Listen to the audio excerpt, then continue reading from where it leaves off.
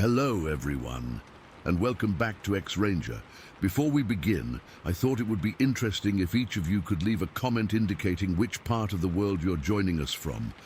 Also, don't forget to like and subscribe if you're enjoying the episodes. Now let's get comfortable, relax, and start our program. I don't talk about what happened that night back in early January 2018. Most people would think I'm crazy, and honestly, after 32 years in law enforcement, I've developed a pretty thick skin when it comes to being skeptical about strange stories. But what I saw that night, it shook me. It still does. I retired from the Gardner PD in 2016, bought this little 3-acre property just outside town limits. Nothing fancy, just a ranch house with some woods behind it and open fields beyond that. My nearest neighbor is about a quarter-mile down the road. I like the quiet.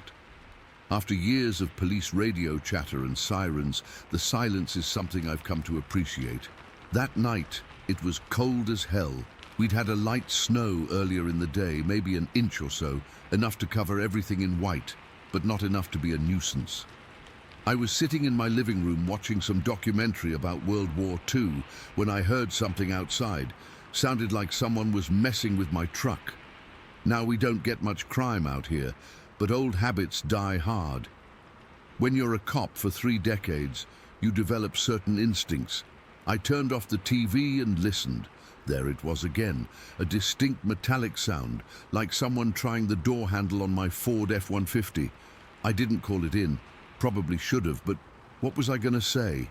Hey, someone might be trying to break into my truck. By the time anyone showed up, whoever it was would be long gone. So I did what came naturally, grabbed my maglite and my .45. The gun was loaded, always is. I've never been careless with firearms, but I've never been unprepared either. I slipped on my boots without bothering to lace them and threw on my heavy winter coat over my flannel pajamas.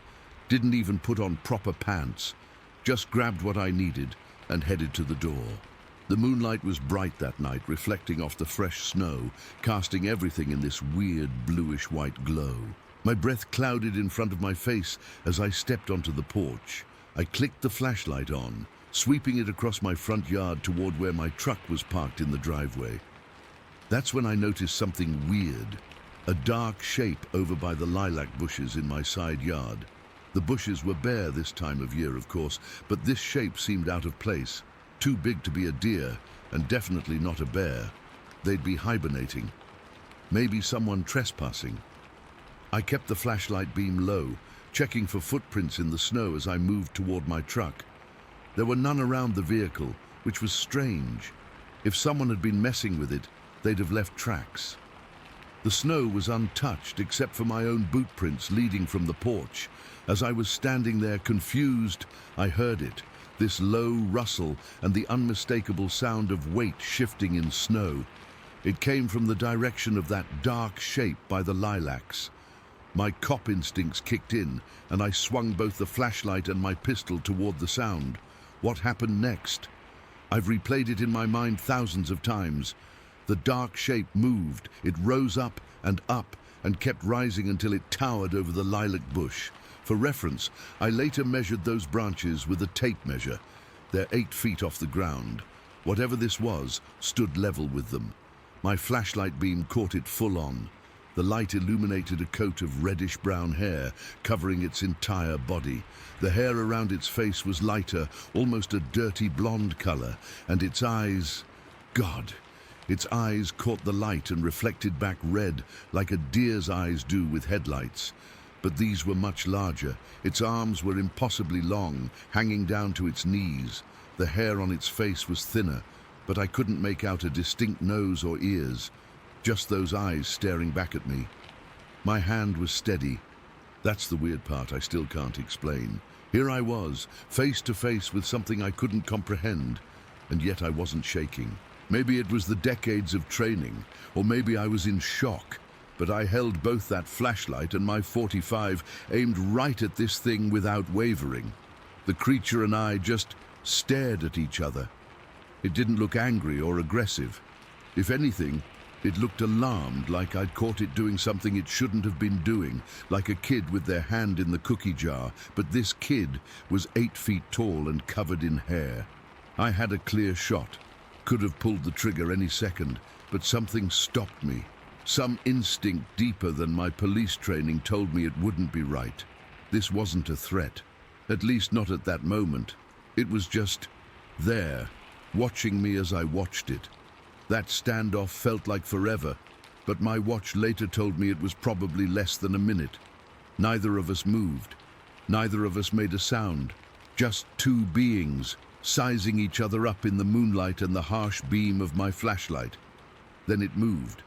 Not suddenly, not in a threatening way. It turned its upper body first, then its entire frame, and started walking away. Its gait was smooth, steady, not lumbering like you'd expect from something so big. It walked past my property line, past the empty house next door, and up the street.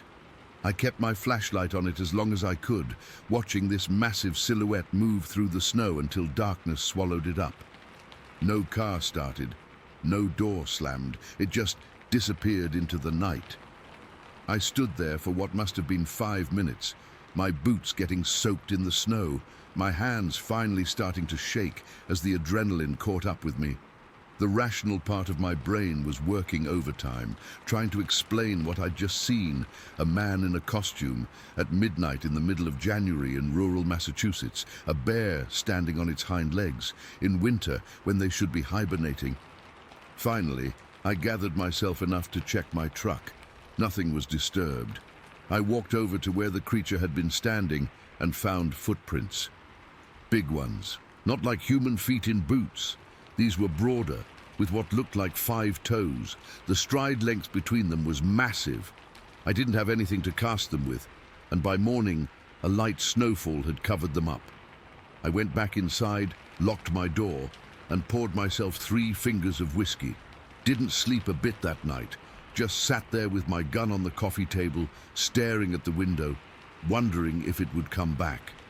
A few nights later, I heard it again, not seeing it this time, but hearing it, this awful howling moan that echoed up from the valley behind my house. It wasn't a coyote or a wolf. I know those sounds. This was something else entirely, something that made the hair on my neck stand up. The next morning, I grabbed my binoculars and hiked down to where I thought the sound had come from. There's an open field back there, mostly uninhabited except for some deer and the occasional fox. Didn't find anything conclusive, just some broken branches high up in the trees at the edge of the clearing, and what might have been large footprints in a muddy patch, but they were too distorted to be sure. Since that winter, I've walked my property nearly every day, looking for signs. I've set up trail cameras, but never caught anything unusual. Sometimes I think I hear heavy footsteps in the woods behind my house at night, but when I go to check, there's nothing there. I've never reported this officially. Who would I report it to? What would I say? Hey, I saw Bigfoot in my yard. I'd be the laughingstock of the department I served for over 3 decades. But that's what it was. I'm convinced of it. After all my years of seeing the worst that humans can do to each other, I'm not easily rattled, and I don't believe in monsters. But what I saw that night wasn't human. The only person I told was my old partner, Mike. He listened without interrupting, then asked if I'd been drinking before it happened. I hadn't. He suggested maybe it was the neighbor kid playing a prank. The neighbor kid is 12 and about 4'10". This thing was 8 feet tall if it was an inch. Sometimes I sit on my porch at night with a cup of coffee, staring out into the darkness, wondering if it's out there watching me, wondering what it was doing near my truck that night. Was it curious about human technology? Was it just passing through? Did it live nearby? I've read everything I can find about Bigfoot sightings. Some of them sound like bullshit, but others sound eerily similar to what I experienced. The height, the reddish-brown hair, the way it moved. I'm not alone in what I saw. I still have my .45 and I still keep it loaded. But if I ever see that creature again, I know I won't shoot. Whatever it was, whatever they are, they're not looking for trouble. At least mine wasn't. It seemed just as surprised to see me as I was to see it. The worst part is not knowing, not having proof. Just this memory that gets hazier with each passing year, but never completely fades. The memory of standing in the snow, staring at something that shouldn't exist, something that all my years of training and experience hadn't prepared me for. I don't expect anyone to believe me. Hell, some mornings I wake up and don't believe myself. But then I remember those eyes reflecting red in my flashlight beam, that massive shape rising up against the night sky, those long arms hanging down to its knees, and I know what I saw. It's been 5 years now, and I haven't had another clear sighting, but sometimes, on cold, quiet nights, when the snow is fresh on the ground, I hear sounds in the woods, not quite human, not quite animal, and I wonder if it's still out there, watching and waiting, as curious about me as I am about it. Story 2. I still get chills thinking about what happened in Northern Ontario 6 summers ago. I've been debating whether to share this or not, but I need to get this off my chest because I still can't explain what happened out there. It was summer of 2012 when my brother Dave, our buddy Mike and I decided to go on what was supposed to be the ultimate fishing trip. We're all experienced outdoorsmen, grew up hunting and fishing in Minnesota, so we weren't exactly newbies to the wilderness. We chartered this tiny bush plane to fly us to this remote lake about 50 miles from the nearest town in Ontario. The pilot basically told us, "Don't hurt yourselves because no one's coming to get you until next week." The first couple days were exactly what we wanted. Perfect weather, fish practically jumping into our boats, and total isolation. No cell service, no other humans, just us and nature. We'd set up our camp on this little peninsula that jutted out into the lake. Gave us a good fishing spot, but also a nice elevated area for our tents with a fire pit. The third night is when things got weird. We'd been sitting around the campfire, knocking back a few beers, telling the same old stories we always tell. It must have been around 11 at night when we first heard it. Heavy footsteps moving through the woods behind our camp. Not like a deer or smaller animal. These were heavy, deliberate, something big. Probably just a moose, Dave said, but he didn't sound convinced. Mike grabbed his flashlight and shined it toward the sound, but we couldn't see anything, just trees and darkness beyond the light's reach. The footsteps stopped when we got quiet to listen. Then they'd start again when we'd talk. Like whatever it was timing its movements with our noise. That's what really got to me, the intelligence behind it. We eventually decided to turn in, figuring it was just some wildlife checking us out. I remember laying in my tent, listening for anything unusual, but eventually fell asleep. The next morning, I got up first to start coffee. That's when I saw them.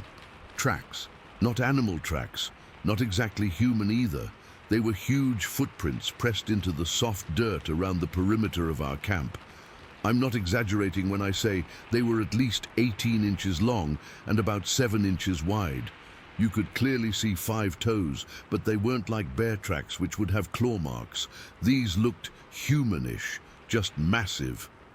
When Dave and Mike woke up, I showed them, and Mike started taking pictures with his camera. Dave just stood there with his coffee staring at them. Grizzly, Mike suggested, but we all knew grizzlies weren't even supposed to be in this region. Look at the stride length, I pointed out. The distance between steps was easily over 4 feet. Whatever made these was walking upright.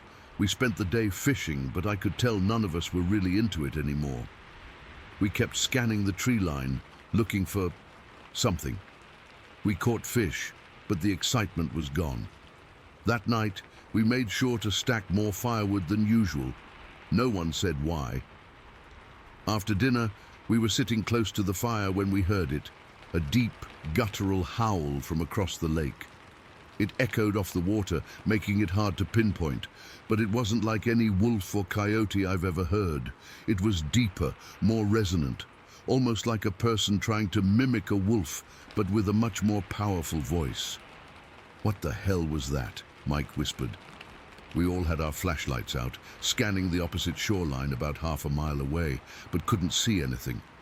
Then we heard it again. Only this time, it seemed closer, like whatever made that sound had moved around the lake shore toward our camp. Then the footsteps started again, same as the night before, but this time they didn't stay in one area. They circled our entire camp, moving through the trees just beyond where our lights could reach. We were sitting back to back now, each facing outward with our lights, trying to catch a glimpse of whatever was out there. That's when the rock flew out of the darkness and landed about 10 feet from our fire with a heavy thud. Not thrown randomly, it was clearly aimed at our camp. Dave immediately went for his rifle. We'd brought them mainly for protection against bears, but now I was damn glad we had them. Mike and I followed suit. We weren't pointing them at anything, just holding them across our laps. "Hello?" I called out.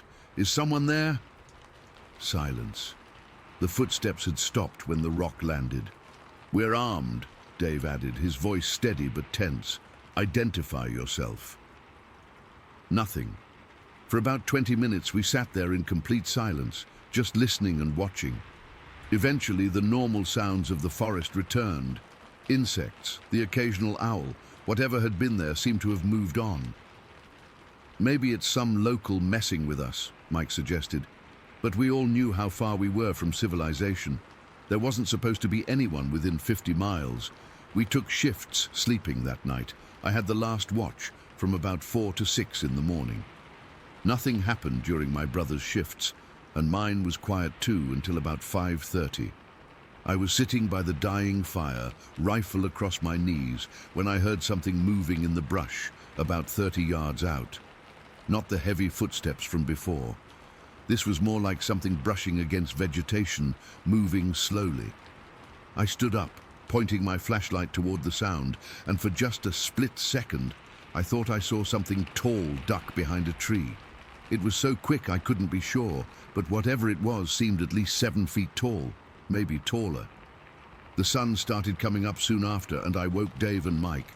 We did a careful check around camp and found more tracks, fresh ones from that night. Some were the same distance from camp as the ones before, but one set came much closer, right up to Mike's tent. "Screw this," Dave said, looking at the tracks. "I say we pack up and move closer to our pickup point."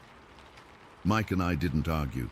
We quickly broke camp and loaded our canoes. Our scheduled pickup wasn't for another 3 days, but the pilot had shown us an alternate spot closer to the lake's outlet where he could land if needed. It was more exposed, fewer trees, right on the shoreline. Somehow that felt safer to all of us. As we paddled across the lake, I kept looking back at our campsite.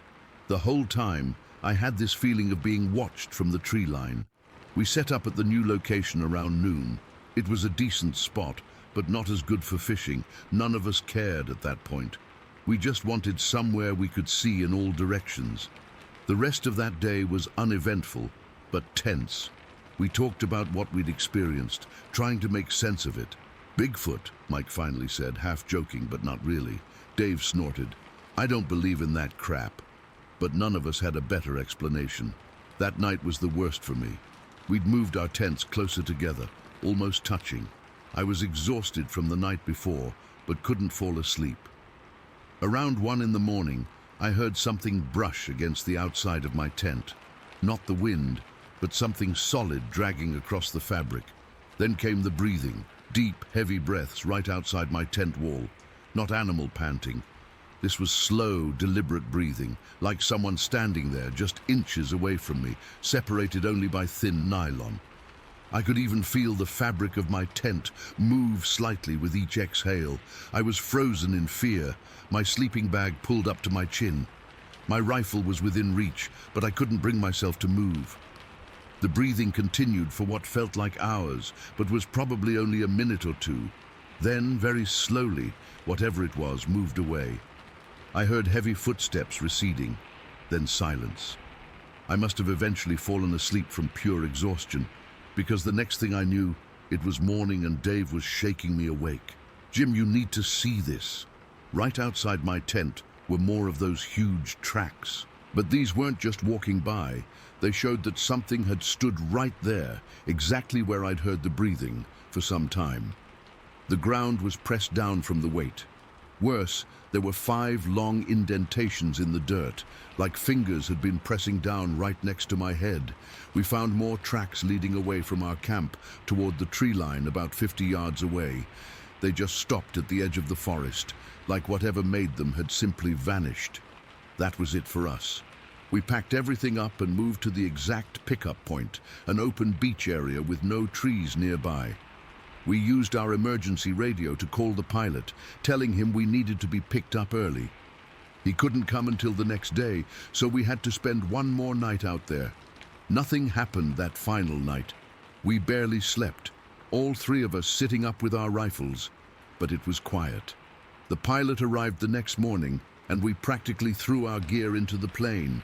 "You boys look like you've seen a ghost," he said as we took off. "Bad fishing."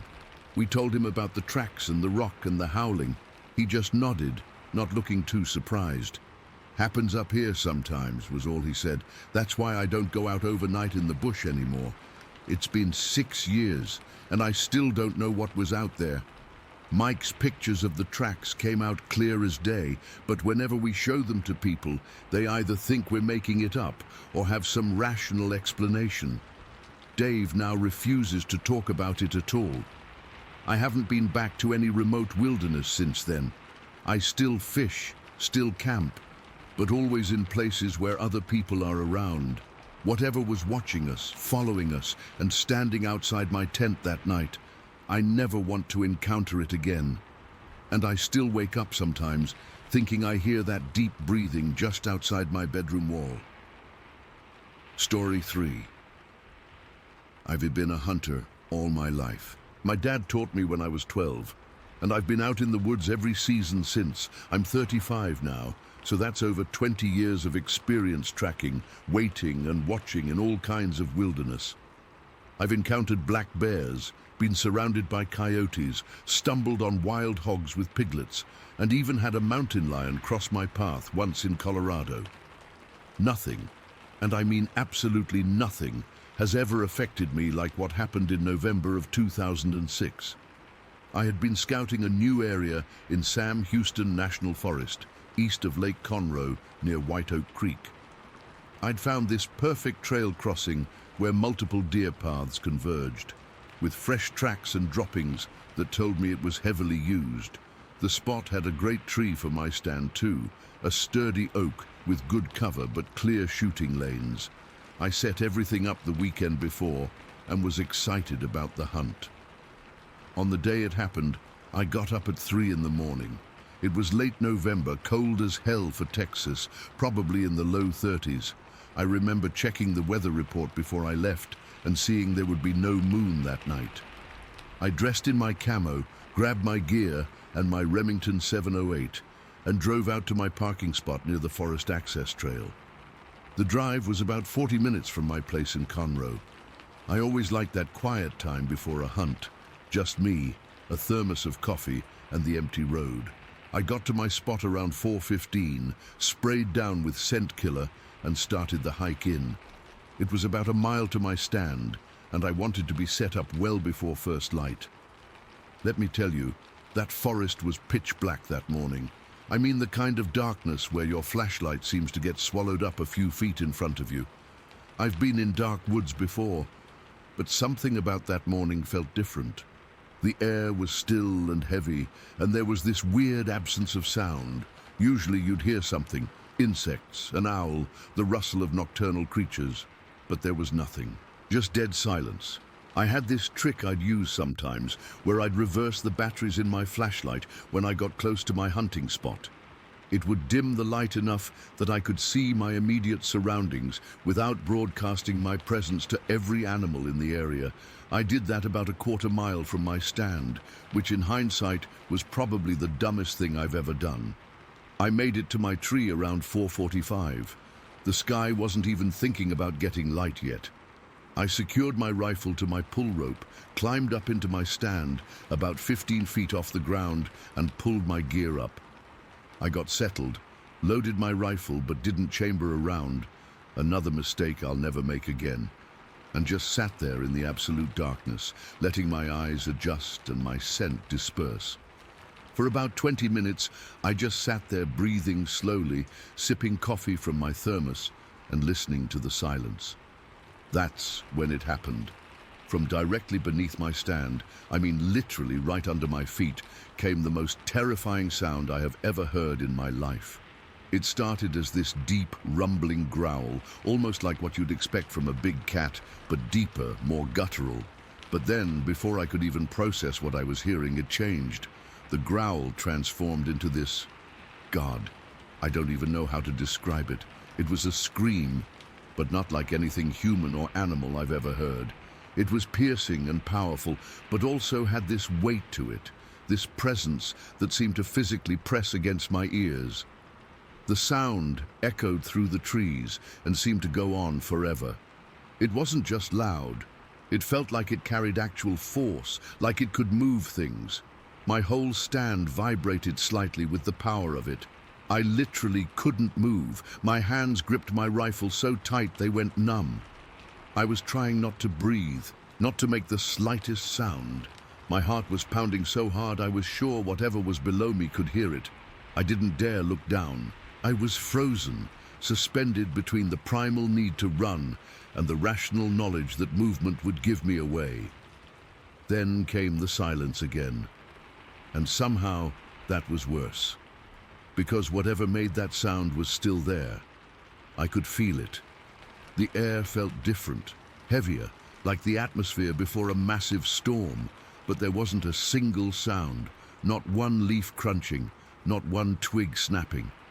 The forest floor below was covered in dry autumn leaves. I'd trudged through them myself getting to the stand, and they made noise with every step, but whatever was beneath me moved without making a sound. How is that even possible? Something big enough to make a sound that powerful should not be able to move silently on a leaf-covered forest floor. I sat there, barely breathing, for what felt like hours, but was probably only minutes. I could sense movement below, could almost feel something circling the base of my tree, but I heard absolutely nothing. My hands were shaking so badly I'm not sure I could have fired my rifle if I'd needed to. Eventually, I felt whatever it was move away. I still didn't hear anything, but the pressure in the air changed, like when someone leaves a room and you didn't even realize they were affecting the space until they're gone. But I didn't move, not an inch. I stayed frozen in that stand, my back pressed against the tree, until the first grey light of dawn started filtering through the trees.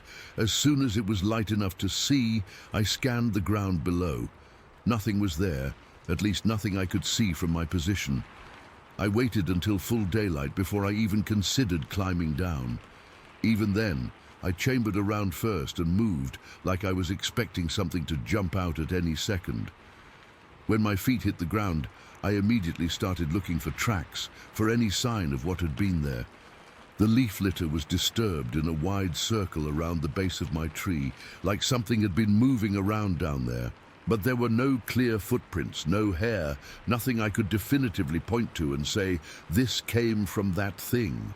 I searched for almost an hour, getting increasingly frustrated and scared, because if I couldn't identify what it was, how could I rationalize it away?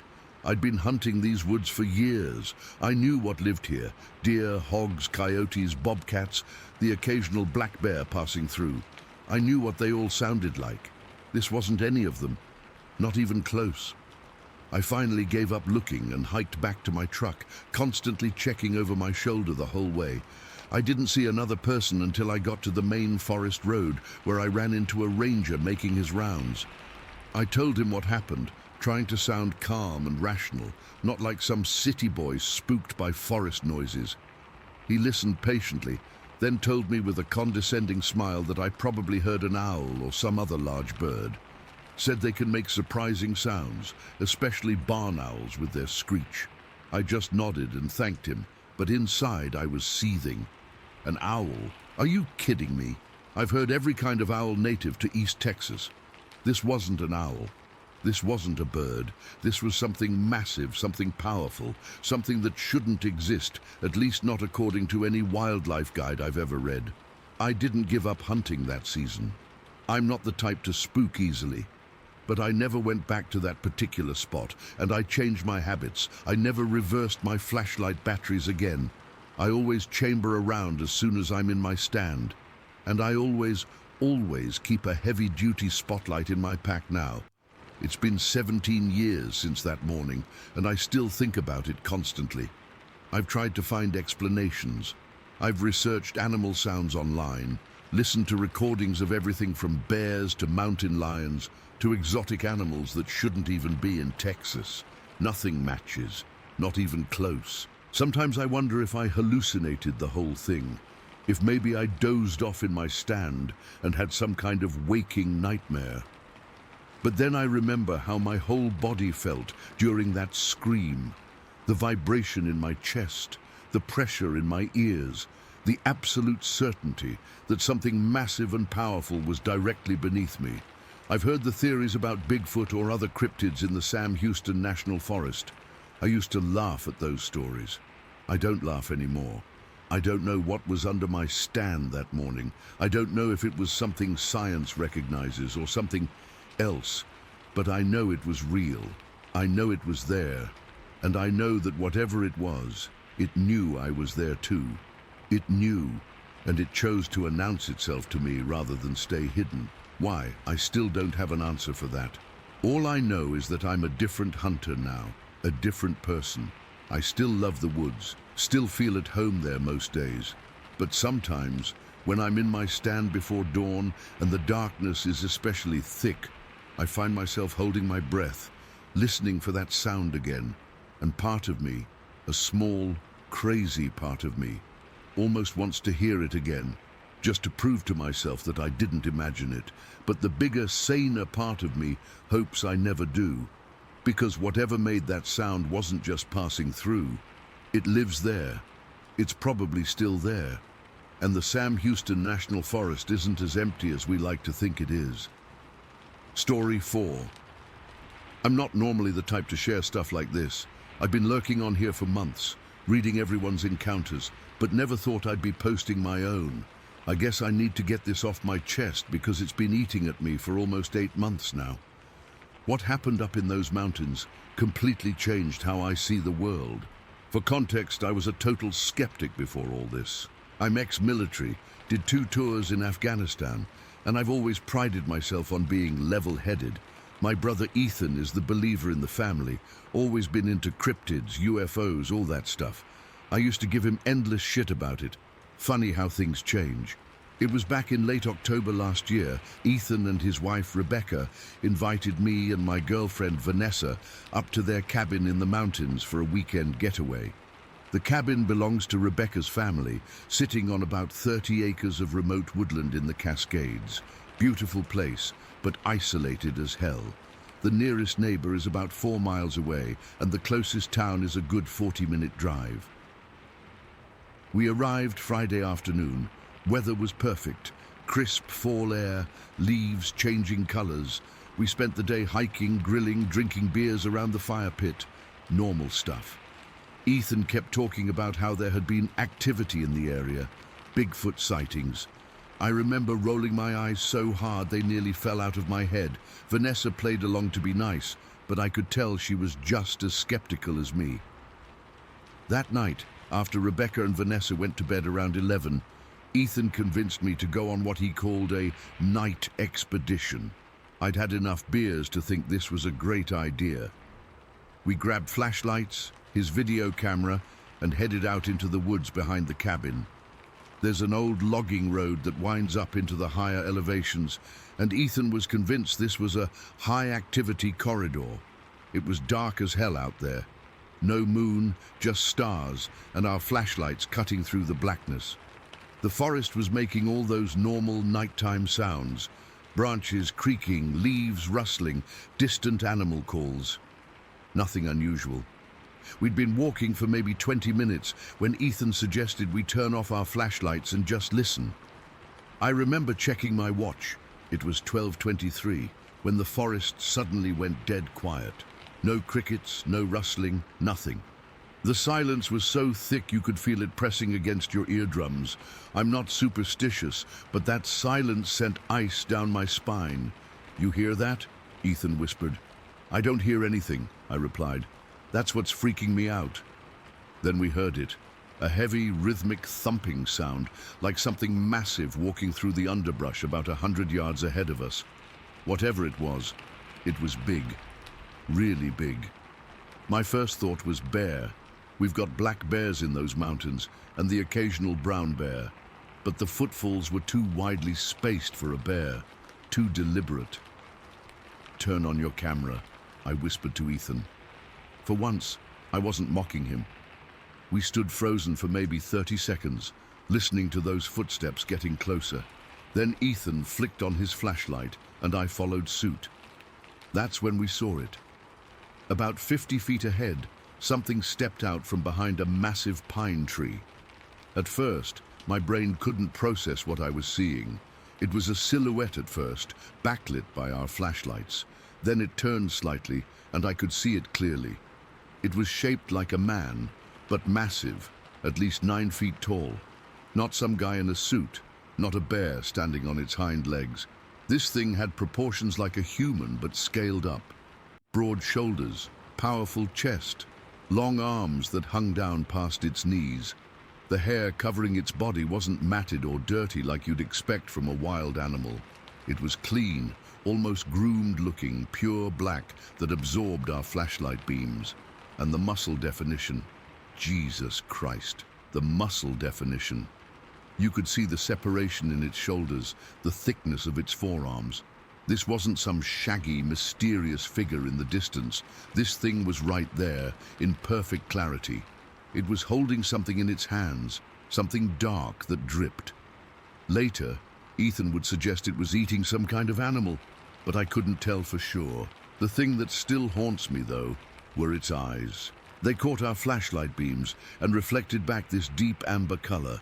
Not animal eyes, not human eyes, something else entirely. They had an intelligence behind them that made my skin crawl. It just stood there, staring at us. No aggression, no fear, just assessment.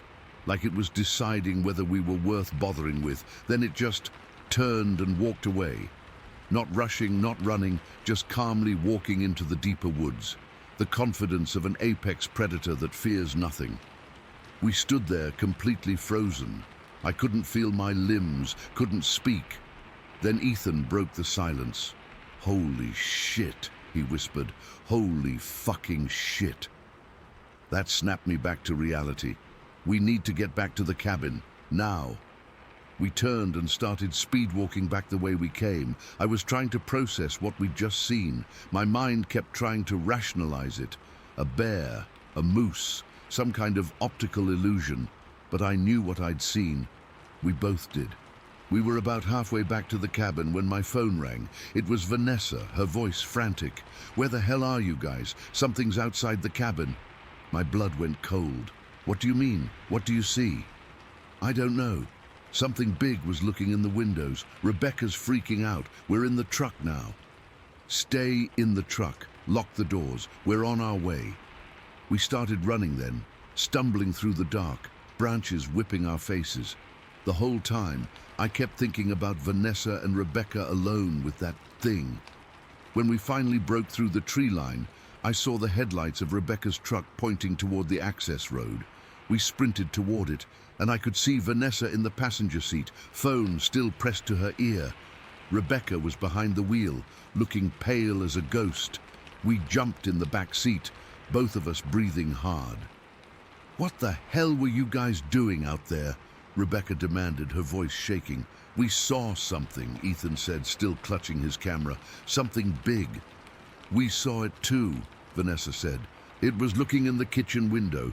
I thought it was a bear at first, but it was standing upright, too tall for a bear. Did it look like what we just saw? I asked Ethan, not wanting to freak the girls out more by describing it directly. He nodded, still trying to catch his breath.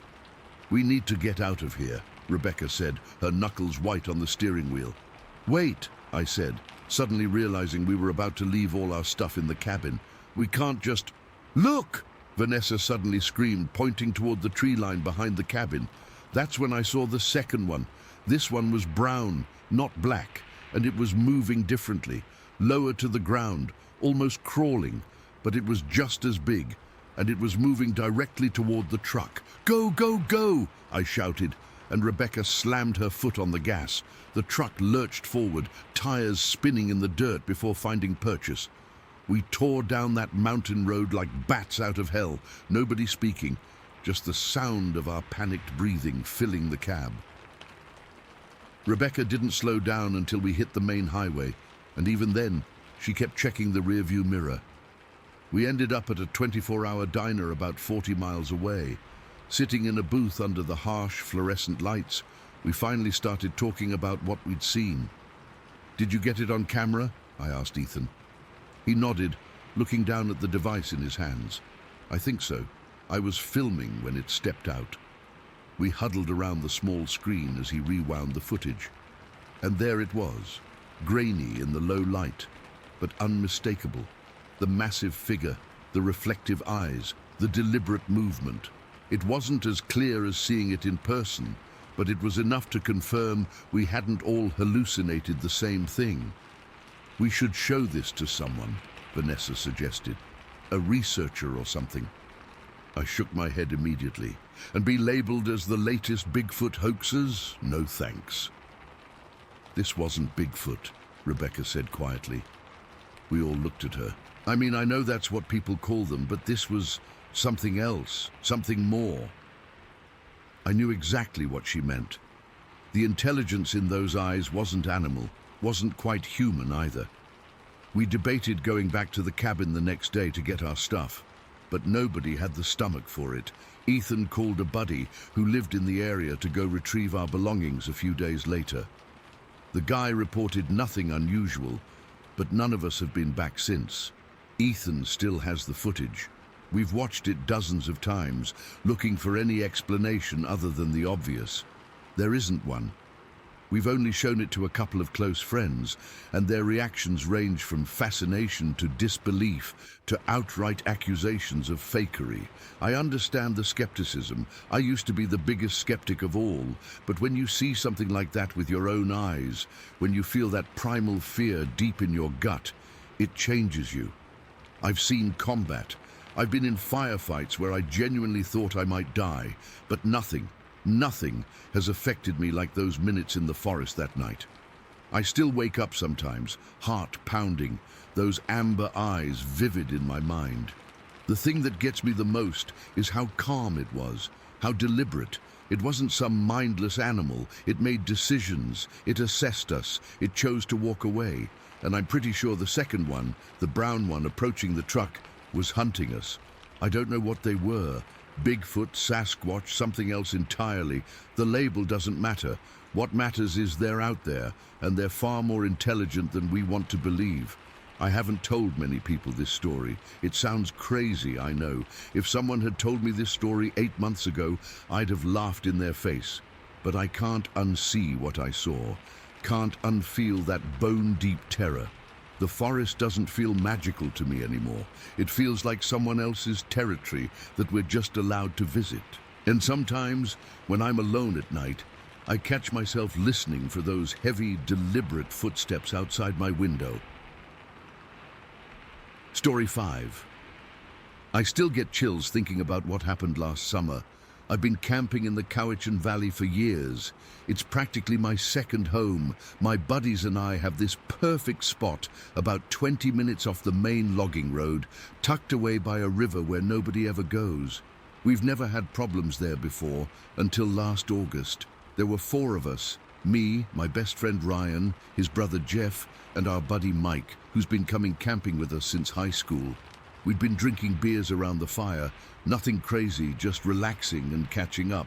It was around 11 at night when we first noticed something was off. Ryan was the first to point it out. "You guys hear that?" he asked, putting his beer down.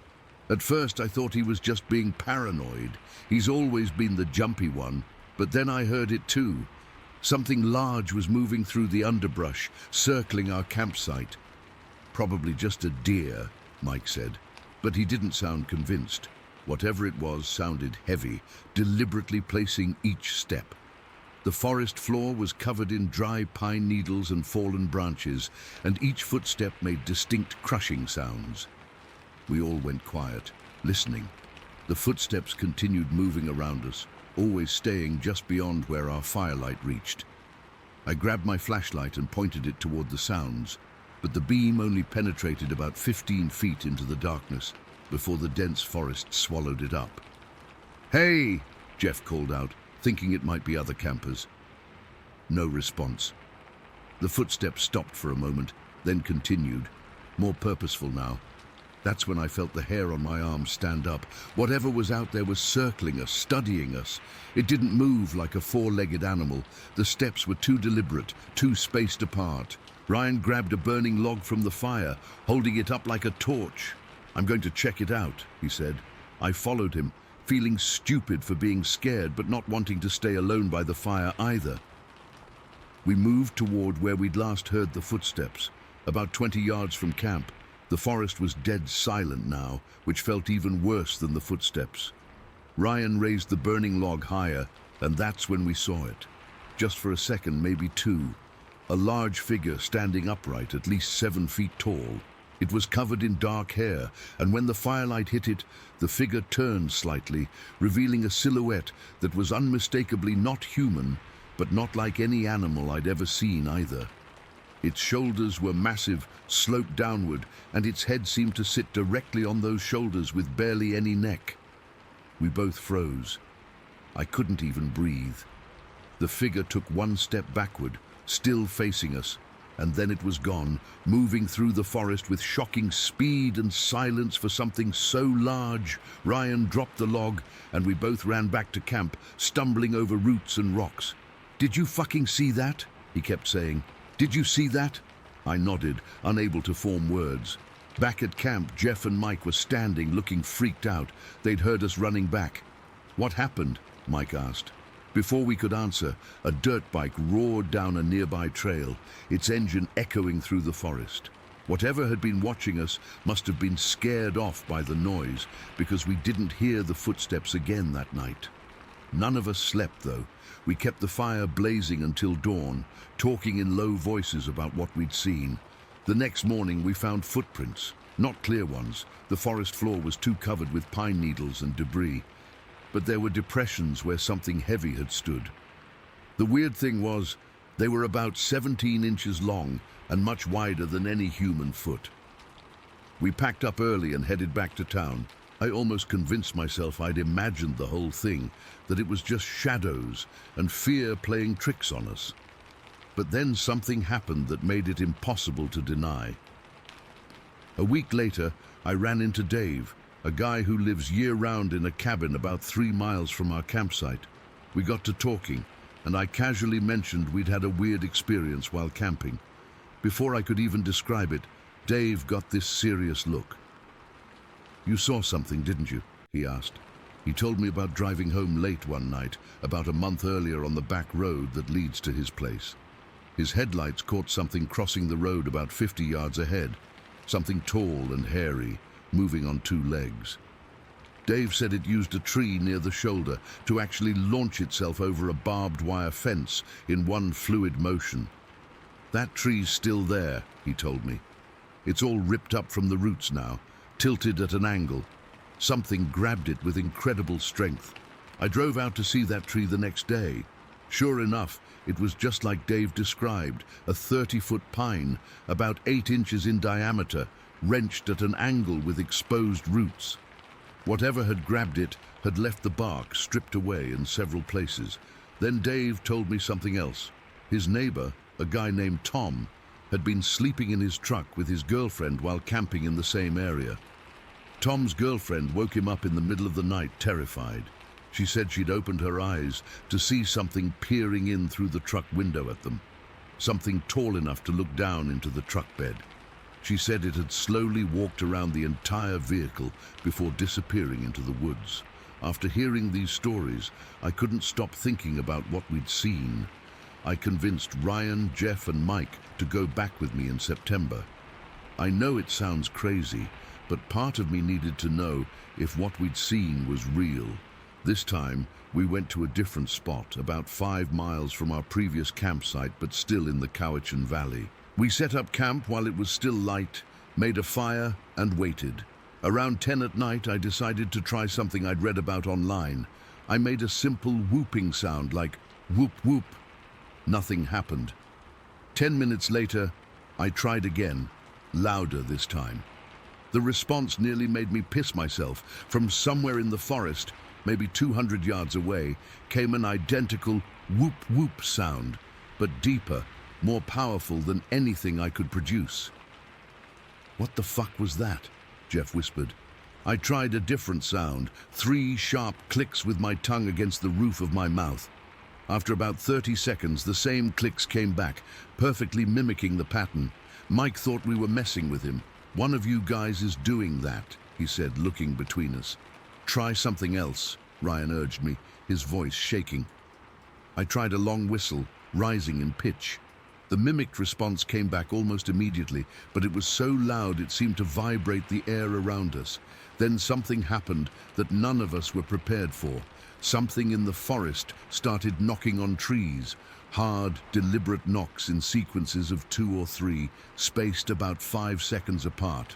It wasn't random, it was communication. We sat there, frozen, as the knocking continued for nearly 20 minutes, moving around us in a half circle, never coming closer, but never moving farther away either. Eventually, it stopped, and the forest went silent again. None of us slept that night either. At first light, we packed up and left. A month later, in October, Ryan, Jeff, and I went back to the area, but this time during the day. We figured whatever it was wouldn't approach in daylight. We hiked to a spot by the river about a mile from our last campsite and spent the afternoon fishing and trying to relax. Around 4 in the afternoon, we heard it. Distinct hammering sounds coming from across the river, deep in the forest. It wasn't construction. We were miles from any development. It wasn't a woodpecker either. The sounds were too powerful, too deliberate. 3 hard hits, then silence, then 3 more, then silence again. This pattern repeated itself 3 times over the course of about 30 minutes. "It knows we're here," Jeff said quietly. "It's letting us know it's watching." We left before dark that day. My last experience happened just 2 months ago. Ryan and I went back with some recording equipment we'd borrowed. We set up camp at our original spot and placed digital recorders at various points around the perimeter. Around 2 in the morning, we heard it. Distinct whooping sounds that started far away and seemed to move closer, then farther away again. The sounds weren't like any animal native to the region, not an owl, not a coyote, not anything I've ever heard in all my years camping there. When we played back the recordings the next day, the whoops were clearly audible, along with something else we hadn't noticed at the time. Heavy breathing and what sounded like footsteps moving between the trees where we'd placed one of the recorders. I've spoken to a few locals since then, and I'm convinced there are way more sightings in the Cowichan Valley than people report. Most folks who've lived there a long time have a story, but they keep it to themselves for fear of ridicule. I'm still trying to make sense of what we experienced. I've researched local wildlife extensively, and nothing matches what we saw or heard. The figure was too large to be a bear standing on its hind legs, and bears don't mimic human sounds or communicate through tree knocks. Whatever's out there in those woods, it's intelligent, it's aware, and it's been watching us. I'm going back next month with better equipment. I need to know what it is. But sometimes, late at night, I remember that moment when it stepped into the firelight. That massive hair-covered figure that moved with such purpose. And I wonder if maybe some mysteries are better left unsolved. Here's story 6. I haven't talked about this much since it happened, because honestly, who the hell would believe me? But I need to get this off my chest, and maybe someone here has experienced something similar. This all started in the summer of 2015. I've been bow fishing around Powell, Wyoming for years. It's always been my escape. Just me, my bow, and the quiet water. There's this spot east of town where the Shoshone River has this levee system with a flood control pump. Locals call it the West Station Pump. It's this concrete structure with gates that control water flow, surrounded by trees and brush. Perfect spot for carp and other rough fish, especially at night when they come into the shallows. That first night, I was alone, something I'd done 100 times before without issue. It was probably around 1 in the morning, and I was standing on this concrete platform that extends out over the water. The moon was bright enough that I didn't need my headlamp on full power. Everything was normal until I heard these sounds. At first, I thought it was maybe coyotes or even kids messing around, but it wasn't either. The sound was this weird, high-pitched call that I can't really describe properly. It wasn't a howl or a scream exactly, more like a series of whoops that echoed off the concrete walls of the pump station. The calls were coming from deeper in the woods, maybe a couple 100 yards away. I remember freezing in place, arrow knocked, just listening. The calls continued for maybe 2 minutes, then stopped. I told myself it was probably just some animal I wasn't familiar with and went back to fishing. But I couldn't shake this weird feeling in my gut, like I was being watched. I stayed another hour and didn't hear it again, but I packed up earlier than I normally would have. I actually forgot about it for a while. Life got busy with work and family stuff, and I didn't get back to that spot until late August. This time, I brought my buddies Mike and Trevor. We were all set up by the gates in the shallow water, using our spotlights to look for fish. It was around midnight, and we'd been there maybe 2 hours when I happened to glance up toward the top of the levee. That's when I saw it for the first time. There was this figure standing at the top of the levee, maybe 200 yards away. The highway lights in the distance created this silhouette effect. At first, I thought it was just some guy watching us fish, which would have been weird enough at that hour. But then I realized the scale was all wrong. This thing was massive, way too big to be a person. The shoulders were extremely wide, and it had to be at least 7 or 8 feet tall. "Hey," I said to Mike, trying to keep my voice steady, "look up there on the levee." Both guys turned and saw it too. Trevor whispered, "What the fuck is that?" None of us said anything else. We just stood there in knee-deep water, staring at this huge silhouette that was staring right back at us. It didn't move at all for maybe 30 seconds. Then it just took a step back and disappeared behind the slope of the levee. Mike immediately said, "We should go." None of us argued. We gathered our stuff in silence, constantly looking over our shoulders. The whole time I kept expecting to see that figure again, maybe closer, but we didn't. Still, I couldn't shake the feeling that it was tracking us from a distance. In the truck on the way home, we finally talked about it. Trevor thought it might have been a bull moose, but the shape was all wrong. It was standing on 2 legs, not 4. Mike suggested it could have been some guy on stilts playing a prank, but who the hell would be out there at midnight just waiting for someone to scare? None of the explanations made sense. I wish I could say I was smart enough to stay away after that, but I wasn't. In early 2016, I think it was February, I went back, this time just with Mike. Trevor refused to come, saying that place gave him bad vibes now. We should have listened to him. It was colder, maybe 30 degrees, and there was still some patchy snow on the ground. We got there around 10 at night. The fishing wasn't great, but we weren't really there for the fish anymore. We both wanted confirmation of what we'd seen last time. We got it. We'd been there maybe an hour when I heard those high-pitched calls again, the same ones from my first visit. They were coming from the woods to our right, maybe further away than before. Mike heard them too and grabbed my arm. "You hear that?" he whispered. I nodded, and we both stood perfectly still, listening. The calls continued for maybe a minute, then stopped. We were both on edge, but decided to keep fishing. That's when we heard a loud grunt from the opposite direction, from the left side of the pump station, where a thicker patch of trees comes almost to the water's edge. We both spun around, and Mike raised his high-powered spotlight, sweeping it toward the sound. That's when we saw it. Standing just at the edge of the trees, maybe 25 yards away, was the largest bipedal creature I've ever seen. It was partially hidden behind a large cottonwood, but I could clearly see most of its body. It had to be at least 8 feet tall, covered in dark brown hair that looked almost black in our light. Its shoulders were impossibly broad, like twice the width of a large man. One massive hand was gripping a branch of the tree it stood behind, and the branch was thick, like 4 inches in diameter. It was holding onto it like you or I would hold a pencil. The face is what I remember most vividly. Our light caught its eyes, which reflected back with this reddish amber glow. The face was flat with a pronounced brow ridge, almost like a gorilla but different. More, I don't know, human-like in some ways. Its nose was wide and flat. I couldn't move, couldn't speak.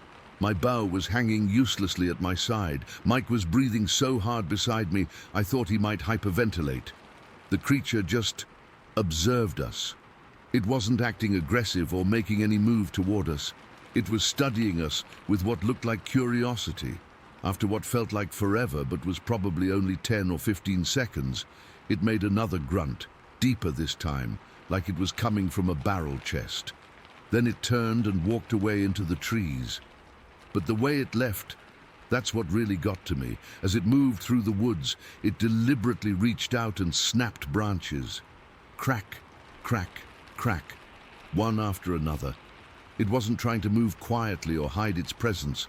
It was breaking these thick branches like they were twigs, creating this cacophony of snaps and crashes that echoed across the water. It felt intentional, like it was sending us a message. Mike grabbed my arm so hard it left bruises. We need to go, now. We gathered our gear faster than I've ever moved in my life. I dropped an expensive arrow and didn't even consider going back for it. The whole time, we could hear branches breaking deeper and deeper in the woods, like the creature was circling around. When we got to my truck, Mike's hands were shaking so badly he couldn't get his seatbelt fastened. I wasn't much better. I kept looking in the rearview mirror as we drove away, half expecting to see something massive step onto the road behind us. Neither of us talked for the first 10 minutes of the drive. Finally, Mike said, "That was a fucking Bigfoot, wasn't it?" What else could it have been? Too big for a bear, especially standing like that, wrong shape for a moose or elk, and the way it moved, so deliberate, so aware. This wasn't some animal acting on instinct. This thing knew exactly what it was doing. I haven't been back to West Station at night since then. I've gone during daylight a few times, looking for evidence, tracks, broken branches, hair caught on trees, but never found anything conclusive. Part of me is relieved about that. The thing that bothers me most is the feeling I get when I think about that place now. For years, that spot was like a second home to me. Now it feels claimed, like I'm trespassing when I go there. I can't shake the feeling that the creature we saw that night considers that area its territory, and it was letting us know that we were only being tolerated, not welcomed. I've told a few people about what happened. Most laugh it off or suggest we saw a bear. One guy at work told me I should report it to one of those Bigfoot research groups, but I haven't. What would I say? I didn't get photos or video. I don't have footprints or hair samples. All I have is what I saw with my own eyes and what I felt in my gut. Pure, primal fear, unlike anything I've experienced before or since. I still bow fish, but I choose different spots now. Sometimes when I'm out on the water at night, I find myself scanning the tree line, listening for those high-pitched calls. Part of me hopes I never hear them again, but another part of me, the part that needs to make sense of what happened, almost wishes for one more encounter, just not at night and not alone.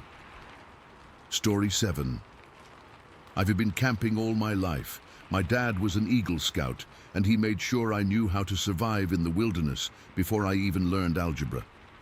By the time I hit 30, I'd backpacked through most of the Appalachian Trail, spent weeks in Yellowstone, and camped in conditions that would make most people run screaming back to civilization.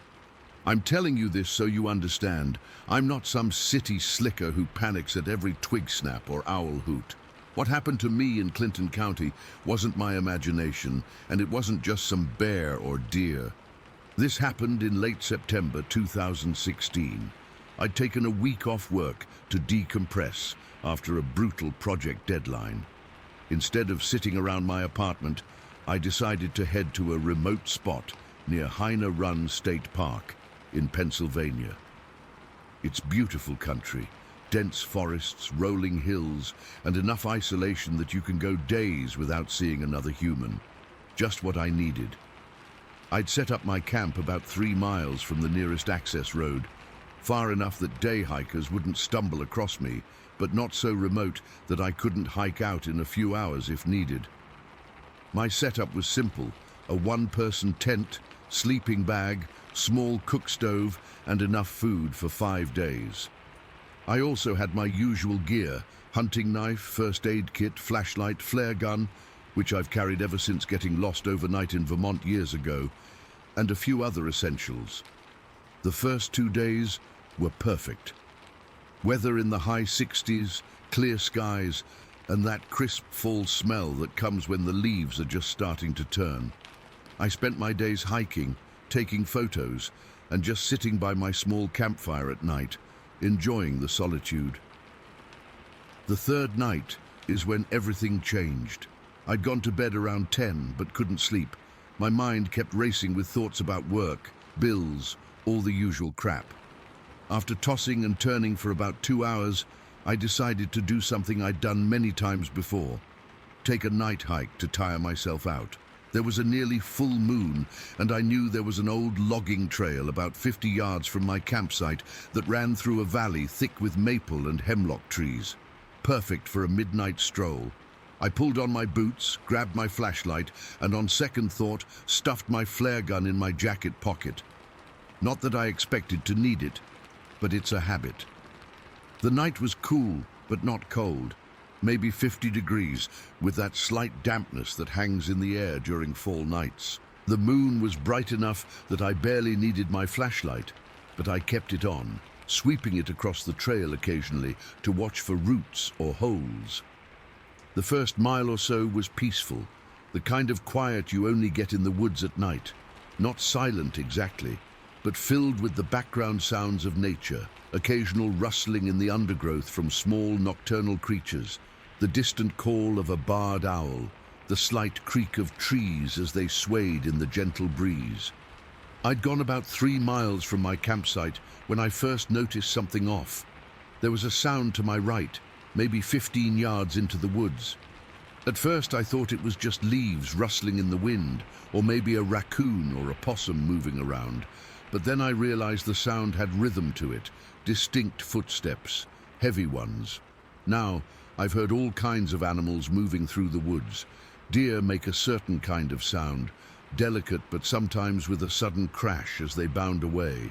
Bears have a lumbering gait you can feel as much as hear. Coyotes move quickly with a light patter. This was different. These were evenly paced, deliberate steps, and they sounded like something walking upright. I stopped walking and listened. The footsteps stopped too. That's when my skin first started to prickle. Any animal I've ever encountered in the woods would have either continued moving or crashed away in the opposite direction when I stopped. They don't play games. I stood perfectly still for maybe 30 seconds, then started walking again. The footsteps resumed, matching my pace almost exactly, staying parallel to me about 15 yards into the trees. "Hello?" I called out, thinking maybe, hopefully, it was another hiker, though I knew that was unlikely given how remote the area was, especially at midnight. No response, just those footsteps, continuing to pace me. I swung my flashlight toward the sound, but the beam only penetrated about 20 feet into the dense undergrowth before being swallowed by darkness. I saw nothing, no reflecting eyes, no movement, nothing but trees and brush. At this point, I decided I'd had enough night hiking. I turned around and started walking back toward my campsite, moving a bit faster than before. Whatever was keeping pace with me adjusted immediately, now behind me rather than beside me, but still matching my speed precisely. I picked up my pace even more, and the footsteps quickened too. That's when I noticed another detail that sent ice through my veins: the stride length. Whatever was following me was covering ground in long strides. I'm 6 feet tall with a decent stride, and this thing was keeping up with me effortlessly. "I have a gun," I yelled, which was only half true. A flare gun isn't exactly a weapon, but I was hoping the threat might scare off a person if that's what it was. The footsteps didn't falter. I was moving at a fast walk now, just short of jogging, my heart hammering against my ribs. The woods that had seemed so peaceful earlier now felt oppressive, the moonlight creating deep shadows that seemed to shift and move with each sweep of my flashlight. Then something happened that I still can't explain away. A branch, not some twig, but a substantial branch about 3 feet long and as thick as my wrist, landed on the trail just a few feet in front of me. It didn't fall from above. It came from the side, from the direction of the footsteps, thrown with enough force that it cracked when it hit the ground. That was it for me. I yanked the flare gun from my pocket, pointed it straight up, and fired.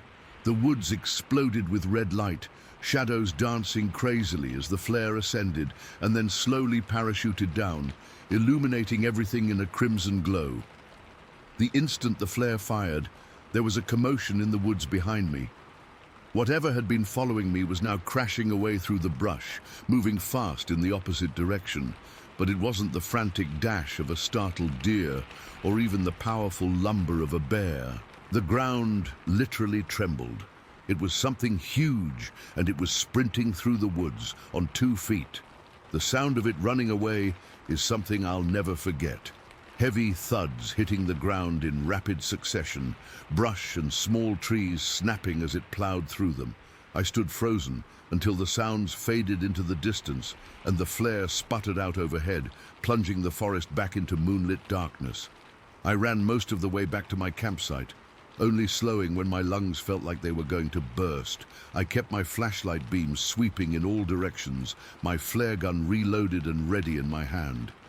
When I finally made it back to my tent, I built up my fire as big as I safely could and sat up the rest of the night, jumping at every sound. Morning came without further incident, but I couldn't just pack up and leave. I needed to know if what happened was real, or if I'd somehow worked myself into a panic over nothing. So after the sun was fully up, I hiked back to where I'd encountered whatever it was. In the daylight, the old logging trail looked completely ordinary. But I found the branch that had been thrown at me, and it hadn't fallen naturally. There were no broken ends like you'd see if it had snapped off a tree. Both ends were weathered. It had been on the ground for some time before being picked up and thrown. Then I noticed something else. Off to the side of the trail, where the footsteps had been, there was a distinct path where the leaf litter had been disturbed. Following it, I found what looked like a series of depressions in the soft ground beneath the leaves. They were spaced far apart, much farther than my own stride, and they were big. Not clearly defined enough to call footprints, but consistent with something heavy, walking with a long stride pattern. I didn't find any hair, no clear footprints I could photograph, nothing that would convince a skeptic, but I know what I experienced. Something intelligent was stalking me that night. Something that walked upright, moved fast, was strong enough to throw a heavy branch, and was scared off by a sudden bright light. I've been back to Clinton County since then. I still love the outdoors too much to give it up, but I don't camp alone anymore, and I never ever hike after dark. Sometimes, when I'm sitting around a campfire with friends, I hear sounds in the woods that make the hair on my neck stand up. Heavy, deliberate footsteps that stop when we fall silent. I don't point them out to my buddies. They'd just think I was trying to scare them with campfire stories. But I know what's out there, and it knows I know. Story 8. I still can't believe what I saw that night. It's been a year now, and I've typed this out maybe a dozen times only to delete it. What's the point? Most people would think I'm making this up or that I saw a bear or something, but I know what I saw, and it wasn't anything that's supposed to exist. This happened last October, October 19th, 2022 to be exact. The date is burned into my memory. I was walking home from my buddy Mike's place just outside Spencer, Indiana, near McCormick's Creek State Park. Mike and I had been watching the Pacers game and having a few beers. Nothing crazy, just a couple of Millers. I was completely sober when I left his place around 11 at night. I'm a big guy, 6'6", and I've never been afraid of walking alone at night. Growing up in rural Indiana, you get used to the dark, the sounds of the forest, all that stuff. I've hunted these woods my whole life. I know what's supposed to be out there and what isn't. It was around 11:15 when it happened. The night was clear but moonless, that deep autumn darkness where you can see every star. There was a slight chill in the air, enough that I could see my breath if I exhaled hard, but not cold enough to be uncomfortable in my flannel jacket. The road was empty. No cars had passed me for at least 20 minutes. It was just me, the sound of my boots on the asphalt, and the usual nighttime forest noises. Crickets, the occasional owl, leaves rustling in the breeze. I was approaching this curve in the road, maybe a quarter mile from my place. There's a single street lamp there, one of those old sodium ones that gives off that weird orange glow. It's about 70 or 80 feet ahead when you're walking around the bend, and it creates this pool of light in an otherwise pitch-black stretch of road. The lamp's been there forever, a landmark of sorts. On one side of the road is dense forest that backs up to the state park, and on the other side is more woods that eventually give way to some farmland. As I got closer to that curve, something felt off. It's hard to explain, but the air seemed to change. The crickets stopped chirping all at once. That's when the hair on the back of my neck stood up. Anyone who spent time in the woods knows that when the forest goes silent, something's wrong. I slowed down a bit but kept walking. That's when I saw it. From the tree line on the right side of the road, something stepped out into the pool of light from the street lamp, something big. My first thought was deer, but I dismissed it immediately. This thing was walking on 2 legs. My second thought was bear, but no, it was all wrong for a bear. This was standing fully upright, walking smoothly across the road with a deliberate stride. I froze in place, maybe 100 feet away from this thing. It hadn't noticed me, or if it had, it didn't care. I was downwind from it, and I was still partially hidden by the curve in the road. What I saw was about 7 feet tall. I'm a big guy, and this thing had at least 6 inches on me, maybe more. It was shaped like a person, but covered completely in hair. Not fur like a bear, but hair. Dark hair, either dark brown or black, impossible to tell in that orange streetlight. The hair on its arms was longer, hanging down maybe 3 or 4 inches, and it swayed as it moved. The arms themselves were wrong, too long for a human. They hung down almost to its knees. I'd always imagined Bigfoot as this massive, hulking creature, like those grainy videos you see online with these bulky, lumbering monsters. But this wasn't bulky. It was lean, almost lanky, but clearly powerful. Its movements were what struck me most. It crossed the road with this incredible smoothness, this fluidity that I've never seen in any animal or human, and it was silent, completely silent. No footsteps, no breaking twigs, nothing. Just this quiet, purposeful movement. I couldn't make out facial features from that distance, but I could see the silhouette clearly. A somewhat conical head without a distinct neck, sloping shoulders, that lean torso, and those long arms. Its legs seemed proportionate to its body, but with those arms, it had this unsettling, inhuman silhouette. It crossed the road in maybe 4 or 5 strides and disappeared into the woods on the left side. The whole sighting lasted maybe 10 seconds, but it felt like time had stopped. I stood there, not breathing, not moving, for what must have been a full minute after it vanished. My heart was pounding so hard I could feel it in my throat. I've never experienced fear like that. Not panic exactly, but this deep, primal fear, like my body knew I'd seen something I wasn't supposed to see. It wasn't just that I was scared of the creature itself, though I absolutely was. It was more like I'd glimpsed something that didn't belong in my understanding of the world, What's weird is that even though I was terrified, I got the sense that the creature was being cautious, not aggressive. It was moving away, crossing the road to get deeper into the woods, almost like it was avoiding humans. It never looked in my direction, never made any threatening moves. If anything, it seemed more intent on not being seen than on confronting anyone.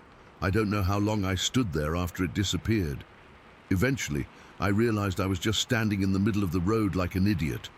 I had two choices: go back to Mike's, which meant walking away from my house, or continue forward past where the thing had crossed. I decided to go forward. My house was closer, and I didn't want to explain to Mike why I was back at his door, white as a sheet. I walked down that road as quietly and quickly as I could, my eyes darting back and forth between the tree lines on either side. When I reached the spot where it had crossed, I broke into a run and didn't stop until I reached my front door. I fumbled with my keys, dropped them twice, and finally got inside. I locked the door, checked all the windows, and sat on my couch with all the lights on until morning. I've always been skeptical about Bigfoot stories. I mean, how could something that big exist without concrete proof? I'd laughed at the Bigfoot hunters and their blurry photos. But after what I saw that night, I'm not laughing anymore. I know what I saw wasn't a man in a suit. The proportions were wrong. The movement was wrong. No human moves like that. It wasn't a bear. Bears don't walk upright for that long, and they don't have that silhouette. It wasn't anything I can explain. I didn't tell anyone about it for weeks. What would I say? Hey, I saw Bigfoot on my way home. I'd sound crazy. I eventually told Mike, who looked at me like I was pulling his leg. Then he realized I was serious and got uncomfortable. He suggested maybe I'd seen a bear or some guy playing a prank. I dropped it after that. I spent hours online researching Bigfoot sightings in Indiana. Turns out there have been quite a few around McCormick's Creek and the Morgan Monroe State Forest. People have reported similar things: tall, hair-covered beings with long arms moving silently through the woods. Some reports mentioned finding footprints, but I never went back to look for any. I couldn't bring myself to go back to that spot at night. Over the next few days, I noticed some strange things around my property. I live on about 2 acres backed up against woods. One morning, I found some branches arranged in an odd pattern at the edge of my yard. 3 thick branches laid parallel to each other. Could have been random, but it seemed deliberate. A week later, my trash cans were knocked over, but nothing was really torn apart like raccoons would do, just knocked over, like something had been looking inside them. I installed motion sensor lights all around my house after that. They've gone off a few times in the middle of the night, but whenever I look out, there's nothing there, just the lights shining on empty yard. Once, though, I swear I saw something move just at the edge of the light's reach. Just a dark shape disappearing into the trees. Could have been a deer, could have been anything. But ever since that night, I can't help but wonder.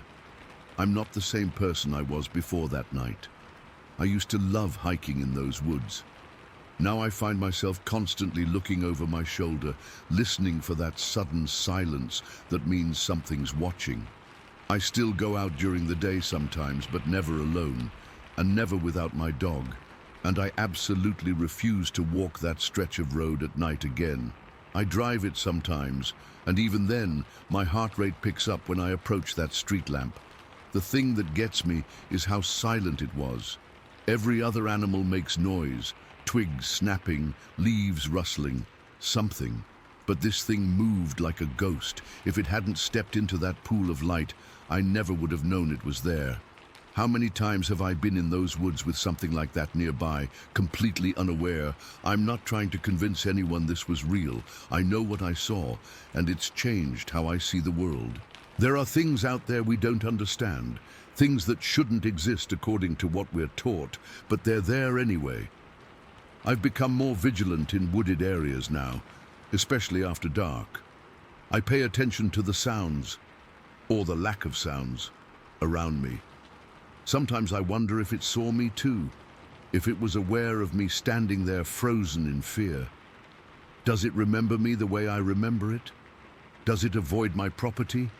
Or is it curious about the human who spotted it? These thoughts keep me up at night. I still haven't told many people about this. My girlfriend knows, and she believes me, but only because she saw how shaken up I was for weeks afterward. A few close friends know, but I can tell they think I imagined it or exaggerated something normal. That's why I'm posting this here. I need to tell people who might understand, who might have seen something similar. I don't have any photos or evidence, just my account of what happened that night in October. I know what I saw crossing that road wasn't human, wasn't a known animal, and wasn't my imagination. It was real, it was there, and for all I know, it's still out there in those woods, moving silently between the trees, occasionally crossing roads when it thinks no one is watching. Story 9. I've been debating whether to share this for weeks now. I'm not the type of guy who believes in ghosts or monsters or any of that nonsense. I'm a feed truck driver. I deal with grain and livestock supplements, not the supernatural. But what I saw last month has been eating at me, and I need to get it out there even if most people think I'm crazy. It happened on September 12th, 2023. I remember the date clearly because I'd been up since 4 that morning making deliveries to ranches east of Lander, Wyoming. I was driving my usual route back into town, exhausted but looking forward to getting home, showering off the dust and feed, and crashing on my couch. The day had been perfectly normal, hot for September, maybe mid-80s, with those big Wyoming clouds that seemed to just hang in the sky without moving. I'd made all my scheduled stops, chatted with the usual ranchers about cattle prices and the dry conditions, and was heading north on Highway 287. I'd just passed the Sweetwater Junction turnoff, maybe 2 miles back. Anyone who knows that stretch knows it's nothing but wide-open sagebrush flats with distant mountains on the horizon. Nowhere for anything bigger than a jackrabbit to hide. It was around 6 in the evening, still bright daylight. I rounded this gentle curve in the highway, the kind you barely slow down for, when I spotted something standing right in the middle of my lane. My first thought was deer, but I realized instantly this wasn't a deer. Whatever it was stood completely upright on 2 legs. My second thought was hitchhiker, but as I slowed down, I realized no person would just stand frozen in the middle of the highway like that. I'm not an excitable person. 23 years of driving Wyoming highways has shown me plenty of weird stuff. Everything from moose to drunk tourists to military convoys. But this was different. The figure was tall, easily over 6 feet, maybe 6.5. It had this lanky, slim build, not bulky like a bear standing up, but definitely not shaped like a normal person either. The proportions were all wrong. Its arms hung down at its sides, way longer than they should have been, almost to its knees. The whole thing was dark, not black like a shadow, but a deep, dark brown, like wet tree bark. I slowed my truck down to maybe 20 miles per hour, close enough that my headlights, which I always keep on, even during the day, illuminated it clearly. The thing didn't move. It just stood there, staring at something near the shoulder of the road. I couldn't make out facial features. It was like its face was somehow darker than the rest of it, or maybe it was turned slightly away from me. What happened next still gives me chills. I glanced down at my speedometer for a split second. Couldn't have been more than a blink, and when I looked back up, it was gone, completely vanished. The road ahead was empty and flat for at least half a mile in every direction. I slammed on my brakes right there in the middle of the highway. Thank God there was no traffic behind me. My heart was pounding so hard, I could feel it in my throat. I sat there for maybe 30 seconds, scanning the road, the ditches, the sagebrush flats on both sides. Nothing. Nothing could have moved that fast unless it could fly or teleport. I'm a rational guy. I tried to tell myself it was a trick of the light. Maybe I was more tired than I thought. But I know what I saw. I've lived in Wyoming my whole life. I know every animal that walks these plains and mountains. This wasn't anything I could explain.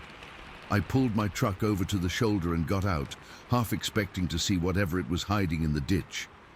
The air was completely still, No wind, no sound, except for the tick of my cooling engine. I walked a few yards into the sagebrush on the east side of the highway, but I didn't have the guts to go further alone. I called my brother Tom. He lives just outside Lander and has always been the adventurous type, hunts, fishes, used to be a volunteer firefighter. If anyone would believe me and come check this out, it would be him. Tom, you're not going to believe this, but I just saw something weird on the highway past Sweetwater Junction, I told him, trying to keep my voice steady. What, like an accident? He asked. No, like a creature. Standing upright, 6 feet tall at least. It was just standing there, and then it vanished. There was a pause on the line. I expected him to laugh, but he didn't. I'll be there in 20 minutes, he said. Don't leave. While waiting for Tom, I forced myself to look around more. The longer I stood there, the more I felt like I was being watched from somewhere. The sagebrush wasn't tall enough to hide anything bigger than a coyote, but I couldn't shake the feeling of eyes on me. I stayed close to my truck, one hand on the door handle, ready to jump in if necessary. I noticed something else strange. There's a cattle pasture that runs along the east side of the highway there, and all the cows, maybe 15 or 20 of them, were clustered together near the fence line facing the road. Anyone who works with livestock knows that's not normal behavior for evening time. Usually, they'd be scattered around grazing or heading toward water. These cows were bunched up, alert, like they were nervous about something. When Tom's pickup finally pulled up behind my truck, I almost cried with relief. He got out carrying his hunting rifle, which suddenly seemed like a really good idea. Show me exactly where you saw it, he said after I'd given him the rundown of what happened. I pointed to the spot in the highway. Right there, middle of the northbound lane, and when I looked back up it was just gone. Tom nodded, not dismissive like I'd feared, and we started walking along the shoulder. About 50 yards from where I'd stopped my truck, Tom pointed at something. Look at that, he said quietly. There was a path through the grass and sagebrush on the east side of the highway, not an animal trail, but a swath about 3 feet wide where everything was flattened, leading away from the road toward the fence line of the cattle pasture. Whatever made it was heavy enough to crush the woody stems of the sagebrush. We followed the path to the barbed wire fence. The grass was pressed down right up to the fence, and then continued on the other side. 4 strands of barbed wire, and whatever it was, had passed through without breaking or bending the wires. Could have gone under, Tom suggested, but we both knew that didn't make sense for something tall enough to look me in the eye from the middle of the highway. We climbed through the fence carefully and followed the trail into the pasture. The cattle, which had been at least 100 yards away, started getting agitated as we approached. A couple of them even snorted and pawed the ground. These weren't wild range cattle. They were used to people, but they were acting like we were predators. The flattened trail continued for about 200 yards into the pasture, then abruptly stopped near a shallow drainage. We looked for footprints, but the ground was too hard and dry to hold clear impressions. There were a few places where the dirt showed what might have been the edge of a large, bare foot, but nothing clear enough to photograph or measure. What do you think it was? I asked Tom, not wanting to say what I was thinking. He scanned the horizon before answering. I'm thinking you saw what people around the Wind River have been talking about for years, but don't mention in public. A Bigfoot?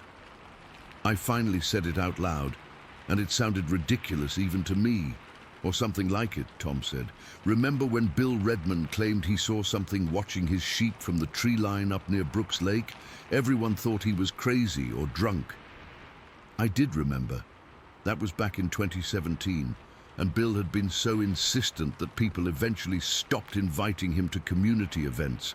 He moved away the following year. But this doesn't look like the Bigfoot descriptions I've heard, I said. This thing was tall, yeah, but it wasn't massive or bulky. It was almost lanky, skinny even. Maybe it was young, Tom suggested, not fully grown. We stood there in the fading light, both of us scanning the horizon. The shadows were getting longer. and suddenly I didn't want to be out there anymore. "Let's head back," I said. "I've got deliveries tomorrow." Tom nodded, but I could tell he was reluctant to leave. He's always been drawn to mysteries, while I prefer things I can explain. On the drive back to town, we talked about whether to report what we'd seen. To who? The sheriff? They'd think we were nuts. The game and fish department? They'd say it was probably a moose or elk, even though we both knew better. "People have been seeing things in the Wind River Basin for generations," Tom said. "The Shoshone have stories going back hundreds of years about tall creatures that live in the mountains and only come down occasionally. I've lived here my whole life and never heard anything quite like what I saw described in local legends, but maybe I hadn't been listening. It's been 3 weeks now, and I still drive that same stretch of highway for my deliveries. I keep my eyes peeled, scanning the sagebrush, looking for any unusual movement. Sometimes I stop at the exact spot and walk a little ways into the brush, though never as far as we went that first day. The trail is gone now. Wind and weather have erased it. I've tried to convince myself it was just a confused hiker in dark clothes, but I know that's not true. No hiker could vanish that quickly on an open highway. No human has proportions like what I saw, and nothing explains how it got through that fence without disturbing the wires. Last week, I spoke with an old Shoshone man who lives near Fort Washakie. I didn't tell him what I'd seen, just asked if there were stories about tall creatures in the area. He studied me for a long time before speaking. "Some things don't want to be seen," he finally said. "If one showed itself to you, it was either a mistake or a message. I'm not sure which is worse. I still make my deliveries. I still drive that highway. But I don't stop on that stretch anymore, and I keep my truck at a steady speed as I pass the spot where it happened. Sometimes, when I round that curve, I think I see something dark standing in the road ahead, but it's always gone when I get closer. I don't know what I saw that day on Highway 287. I don't know if it was what people call a Bigfoot or something else entirely, but I know it was real, and I know it's still out there somewhere in the vast Wyoming wilderness, moving silently through places where people rarely go. And sometimes, especially at dusk when the light plays tricks on your eyes, I swear I can feel it watching me from somewhere just beyond what I can see." Story 10. I never thought it would actually happen to me. Not really. I've been obsessed with Bigfoot since I was a kid, collecting books, watching every documentary, even going on a few organized searches over the years. But deep down, I guess I figured I'd go my whole life without ever having my own encounter. That all changed last weekend, and I'm still trying to process what happened. My wife and I headed up to McCall, Idaho for some paddleboarding.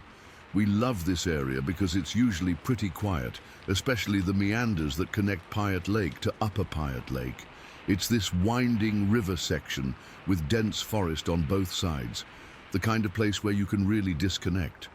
We've been there maybe 4 or 5 times before, but never this late in the season. It was Friday, October 4th. The weather was perfect, about 65 degrees, partly cloudy with these beautiful shafts of sunlight breaking through now and then. We got on the water around 11 in the morning. There were only 2 other cars in the parking area when we arrived, and we didn't see anyone else the whole time we were paddling.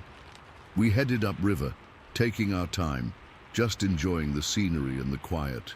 My wife's faster than me on her paddleboard. She's been doing it longer and has better technique, so she'd get ahead, then wait for me to catch up.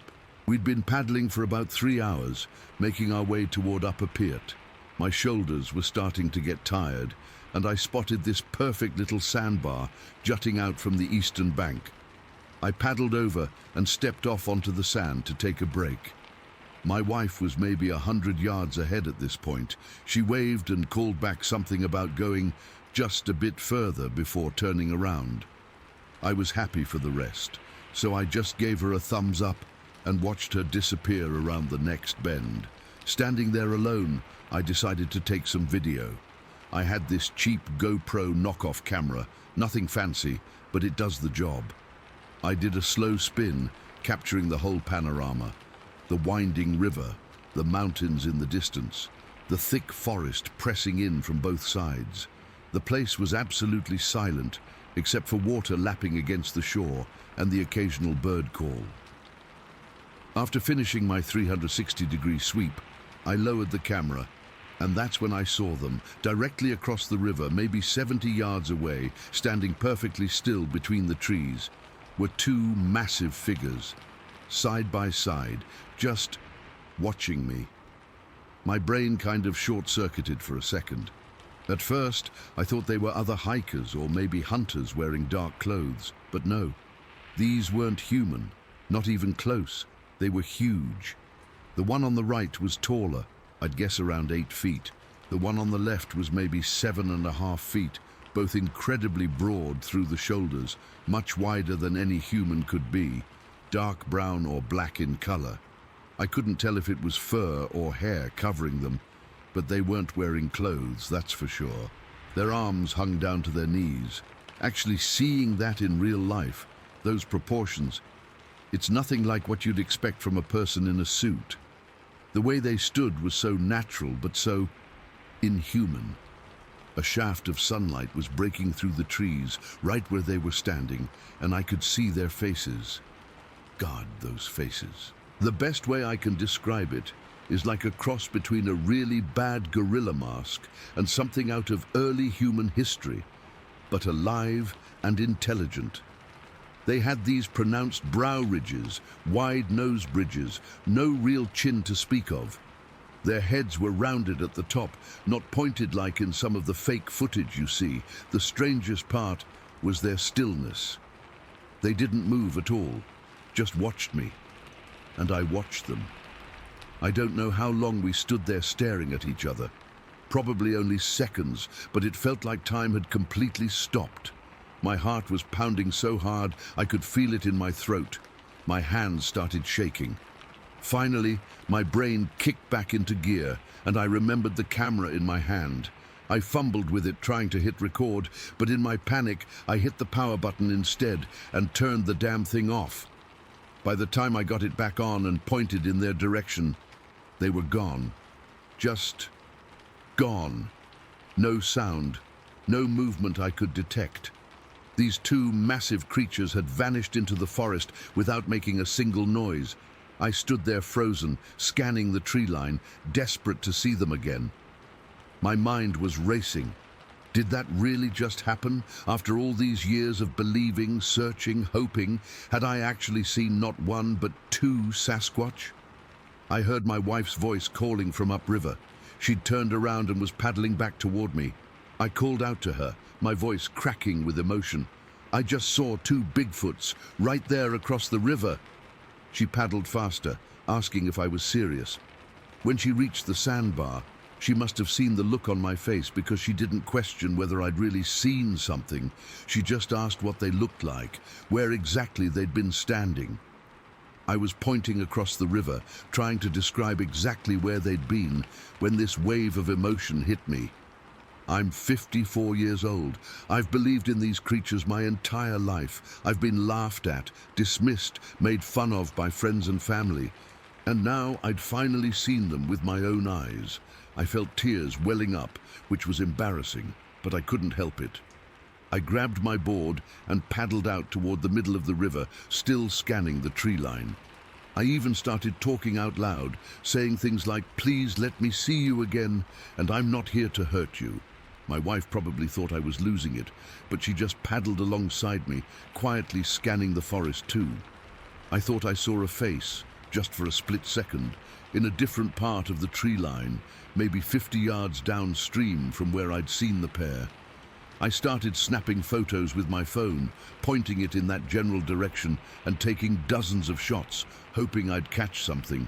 That's when the feeling changed. I can't really explain it, but suddenly I felt unwelcome, like I was being warned to leave. The hair on my arms stood up, and I got this cold feeling in the pit of my stomach. It wasn't just fear. It was this primal understanding that I was being watched by something that wanted me gone. I looked at my wife and said, "We should head back." She nodded immediately, like she felt it too. We turned our boards around and started paddling downstream, back toward our entry point. I kept looking over my shoulder, scanning the forest on both sides of the river. The whole way back, that feeling of being watched never left. When we got to the car, I immediately checked all my footage and photos. The 360-degree video I took right before the sighting showed nothing unusual, just the beautiful scenery. The photos I snapped afterward were mostly blurry tree-line shots. If there was anything in those trees, my cheap phone camera didn't capture it. I've spent the last 5 days analyzing every second of that encounter in my mind. I've questioned myself, wondering if my brain somehow played tricks on me. But I know what I saw. Those weren't bears standing upright. They weren't elk or moose. They certainly weren't people in suits. Their proportions were all wrong for humans. The shoulder width, the arm length, the shape of the head, and the way they vanished so quickly and silently. Two creatures that size shouldn't be able to disappear like that. I've been back through the photos at least 100 times. In one, there might be something dark between two trees, but it's so indistinct that it proves nothing. I've shown it to my wife, and she says she can see something, but it could easily be shadows or a dark tree trunk. The rational part of my brain keeps saying I should doubt myself, that extraordinary claims require extraordinary evidence, and all I have is my own testimony. But then I remember those eyes looking at me from across the river, that moment of connection with something not human, but clearly intelligent, and I know with absolute certainty what I saw. I've spent my whole life wondering if Bigfoot was real, and now I know. They're out there. I saw them, 2 of them standing side by side, watching me just as curiously as I was watching them. The irony isn't lost on me that after decades of searching, I finally had my encounter and couldn't get a single clear piece of evidence. Not one usable photo or video, just another person claiming they saw something with nothing to back it up. But I know what I saw, and nothing will ever convince me otherwise. I haven't told many people about this. Just my wife, my brother, who's also a believer, and now you guys. I don't need the ridicule from people who weren't there, but I needed to share this with people who might understand. That feeling of being watched has stayed with me. Even now, sitting at home hundreds of miles away from that river, I sometimes get the sensation of eyes on me. I dream about those faces nearly every night. I wake up wondering if they're still there in those woods, watching other paddleboarders or hikers who have no idea what's observing them from the tree line. Part of me wants to go back, to try to see them again, maybe with better camera equipment this time. But another part of me wonders if I should leave it alone. They clearly didn't want to be photographed. They vanished as soon as I tried. Maybe that means something. All I know is that my life has changed. After 54 years of believing without seeing, I finally have my answer. They're real. They're out there. And for a few incredible seconds last Friday, they chose to reveal themselves to me. Story 11. I'm still having a hard time making sense of what happened that day in Caribou National Forest. It's been almost 30 years, but I remember it like it was yesterday. Every detail is burned into my brain. It was late September 1993, the kind of fall day that's perfect for hiking. Not too hot, not too cold. The aspens were starting to turn gold, and the air had that crisp feeling that makes you want to get outside while you still can, before winter locks everything down. My buddy Kenny and I decided to explore the high ridges east of Prue's Creek. Kenny was my hiking partner for years. We'd been all over that forest. He was the cautious one, always bringing extra supplies, checking the weather 3 times before we left. I was more the let's see what's over that next ridge type. We balanced each other out that way. We'd started around 8 in the morning. I remember because the sun was just hitting the tops of the trees as we parked my old Chevy pickup at the trailhead. The plan was simple. Hike up through the valleys to the ridgeline, follow it to what locals called the old sheepherder's cabin, and then head back down before dark. Neither of us had been to the cabin before, but we'd heard about it for years. Supposedly built in the 20s or 30s by Basque sheepherders, then abandoned when the grazing lands changed hands. Nothing special, just a goal to keep us moving. The hike up was uneventful. We talked about normal stuff, Kenny's job at the lumber yard, my failed attempt at dating the new girl who worked at the hardware store, how the Broncos were looking that season. Just two friends enjoying the outdoors. After about 4 hours of hiking through narrow valleys and along ridgelines, we finally spotted it, the cabin. It was smaller than I expected, just a one-room structure with a collapsed roof on one side. The logs were silver with age, windows long gone. What made the spot special was the small pond in front of it, crystal clear water in a natural depression, maybe 30 feet across. Kenny headed straight for the pond. "Man, I'm thirsty," he said, dropping his pack. He knelt down and cupped his hands in the water. That's when I noticed something weird. The ground around the pond was soft, the kind of soil that should show tracks of anything that came to drink. But there weren't any. No deer tracks, no raccoon or fox prints, nothing from smaller animals, not even bird tracks around the edges. I remember standing there, turning in a slow circle, and suddenly realizing how quiet it was. No birds singing, no squirrels chattering, no insects buzzing, just nothing. The silence felt heavy, like it was pressing against my ears. "Hey, Kenny," I said, keeping my voice low for some reason I couldn't explain. "Notice anything weird about this place?" He was still drinking, water dripping from his chin. "What do you mean?" "Listen." He straightened up, wiping his mouth with the back of his hand. "I don't hear anything." "Exactly. And look at the ground, no tracks." Kenny frowned, finally noticing what I was talking about. He scanned the area around the pond. That is weird. Maybe the soil just doesn't hold tracks well." But I could tell he felt it too, that strange sense that we were in a place animals avoided. I've been in the woods my whole life, and animals don't just collectively decide to avoid a water source for no reason. We ate our lunch quickly, sitting with our backs against the cabin's weathered logs. Neither of us wanted to admit it, but we were both ready to leave. The place just felt wrong. After about 20 minutes, we shouldered our packs and started heading back down the ridge. The plan was to take a slightly different route home, following a game trail that wound down the side of the ridge through some aspen groves. We'd been walking for maybe half an hour when Kenny stopped. "Hey, listen, birds." He pointed across to the opposite slope where we could hear chickadees and nuthatches calling. "Thank God," I said. "Normal forest sounds." Kenny looked at the slope, then back at me. "I'm thinking we could cover more ground if we split up. I'll cut across that lower saddle, and you keep following this ridge down. We'll meet at that big lightning-struck pine we passed on the way up."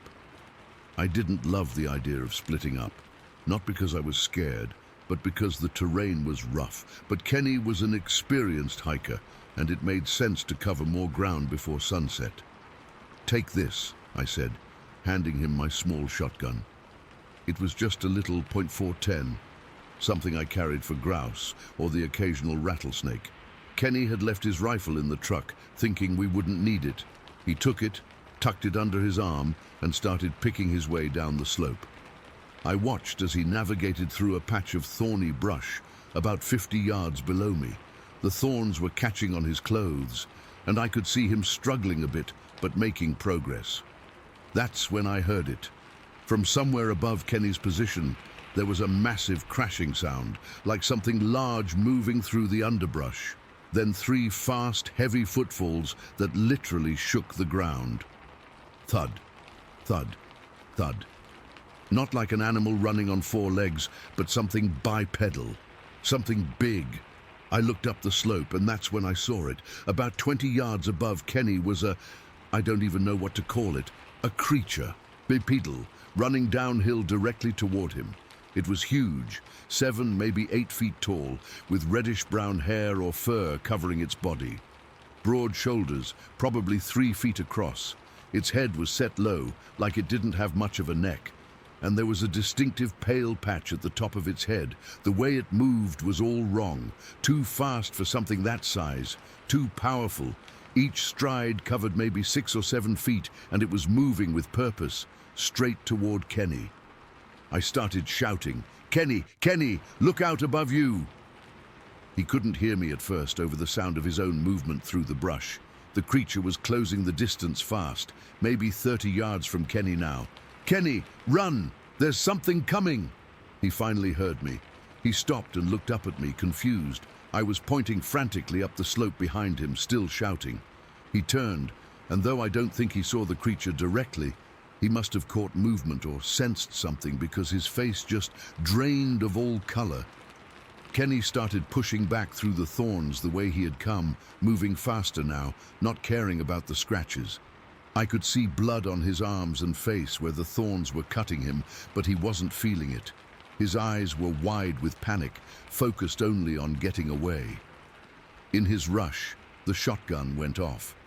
I don't think he meant to fire it, probably caught the trigger on a branch, but the sound echoed across the valley like a cannon shot. The creature stopped, just froze in place at the sound. For a brief, surreal moment, it seemed to look directly at me. I couldn't make out a face clearly from that distance, but I felt its attention shift from Kenny to me. Then it turned and ran back up into the trees, moving with that same unnatural speed and power. I scrambled down the slope to Kenny, who was still fighting his way through the thorns. When I reached him, he was breathing hard, bleeding from dozens of small cuts and shaking violently. "Did you see it?" he gasped. I just nodded and grabbed his arm. "We need to go now." We practically ran down the mountain. Neither of us said a word the entire way, not when we reached the lightning-struck pine, not when we got to the truck, not during the hour-long drive back to town. 2 weeks passed before Kenny could even talk about what happened. He told me he never actually saw the creature clearly, just sensed something big moving toward him. But he heard it, heard those heavy footfalls, felt the ground shake, felt something watching him. "It wasn't a bear," he said when we finally discussed it. "Bears don't move like that." "No," I agreed. "It wasn't a bear. To this day, I can't explain what I saw. It wasn't human. It wasn't any animal I've ever encountered. The size, the movement, the deliberate way it pursued Kenny, none of it makes sense. I've gone back to those woods many times since then, but never to that ridge.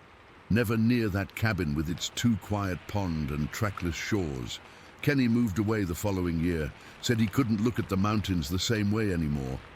Sometimes when I'm out in the forest alone, I catch myself listening for those footfalls. That distinctive thud, thud, thud. I wonder if it's still out there, moving through the high country where people rarely go. I wonder if it remembers us, and I wonder what would have happened if Kenny hadn't accidentally fired that shotgun. Story 12. I still can't believe what happened last October. My boyfriend Mark and I love mountain biking, and we try to hit different trails around Pennsylvania whenever we both have a day off. We'd been wanting to check out the Ghost Town Trail in Cambria County for ages, and finally got around to it on October 5th, 2022. It was a Wednesday afternoon, and we'd taken the day off work specifically to avoid weekend crowds. The weather was perfect, cool but not cold, around 60 degrees, with this gorgeous golden autumn light filtering through the trees. The trail had this carpet of red and orange leaves that had just started falling, the kind of fall day that makes you glad to be alive, you know. We started in Ebensburg around 2 in the afternoon, planning to bike to Nantiglow and back. The trail was pretty much deserted, which was exactly what we wanted. We passed maybe 3 people in the first hour, and then nobody for a good stretch. We were about 40 minutes in, deep into this secluded wooded section, talking about random stuff and enjoying the scenery. I remember checking my watch. It was around 2:45. We were cruising at a decent pace, but not racing or anything. Mark was maybe 15 feet ahead of me when he suddenly braked hard. I almost ran into him. "Hey, what the?" I started to say, but then I saw his face. He was staring straight ahead down the trail with this frozen expression. "Do you see that?" he whispered, pointing about 150 yards ahead. At first, I couldn't make out what he was looking at. Then I saw movement. Something was stepping onto the trail from the left side. My first thought was that it was just another hiker, maybe someone taking photos of the fall colors. But within seconds I realized this wasn't a person, at least not a normal person. This figure was walking upright on two legs, but something was immediately off about the way it moved. It was taking these long, smooth strides that seemed almost effortless, like it was gliding more than walking. And it was big, really big. "What the hell is that?" I whispered. My heart started racing immediately. "I don't know," Mark said. His voice sounded tight, like he was trying to stay calm. The figure was now fully on the trail and walking in our direction. That's when the size really hit me. This thing was massive, easily over 7 feet tall, maybe closer to 8. And it wasn't just tall, it was bulky. Wide shoulders, thick torso, but not fat. More like solidly built, like a linebacker, but bigger. What really struck me were the proportions. Its arms hung way lower than a person should, almost to its knees, and its legs were long, allowing it to cover a surprising amount of ground with each step. It moved with this fluid grace that was somehow more unsettling than if it had been clumsy. We were both frozen, just watching.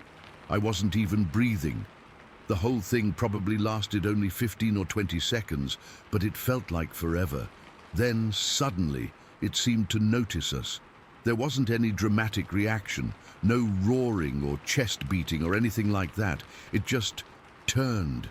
In one smooth motion, it rotated toward the woods on the right side of the trail and stepped off into the tree line. The speed was what got me. 1 second it was there, the next it was gone. No crashing through underbrush, no sound at all.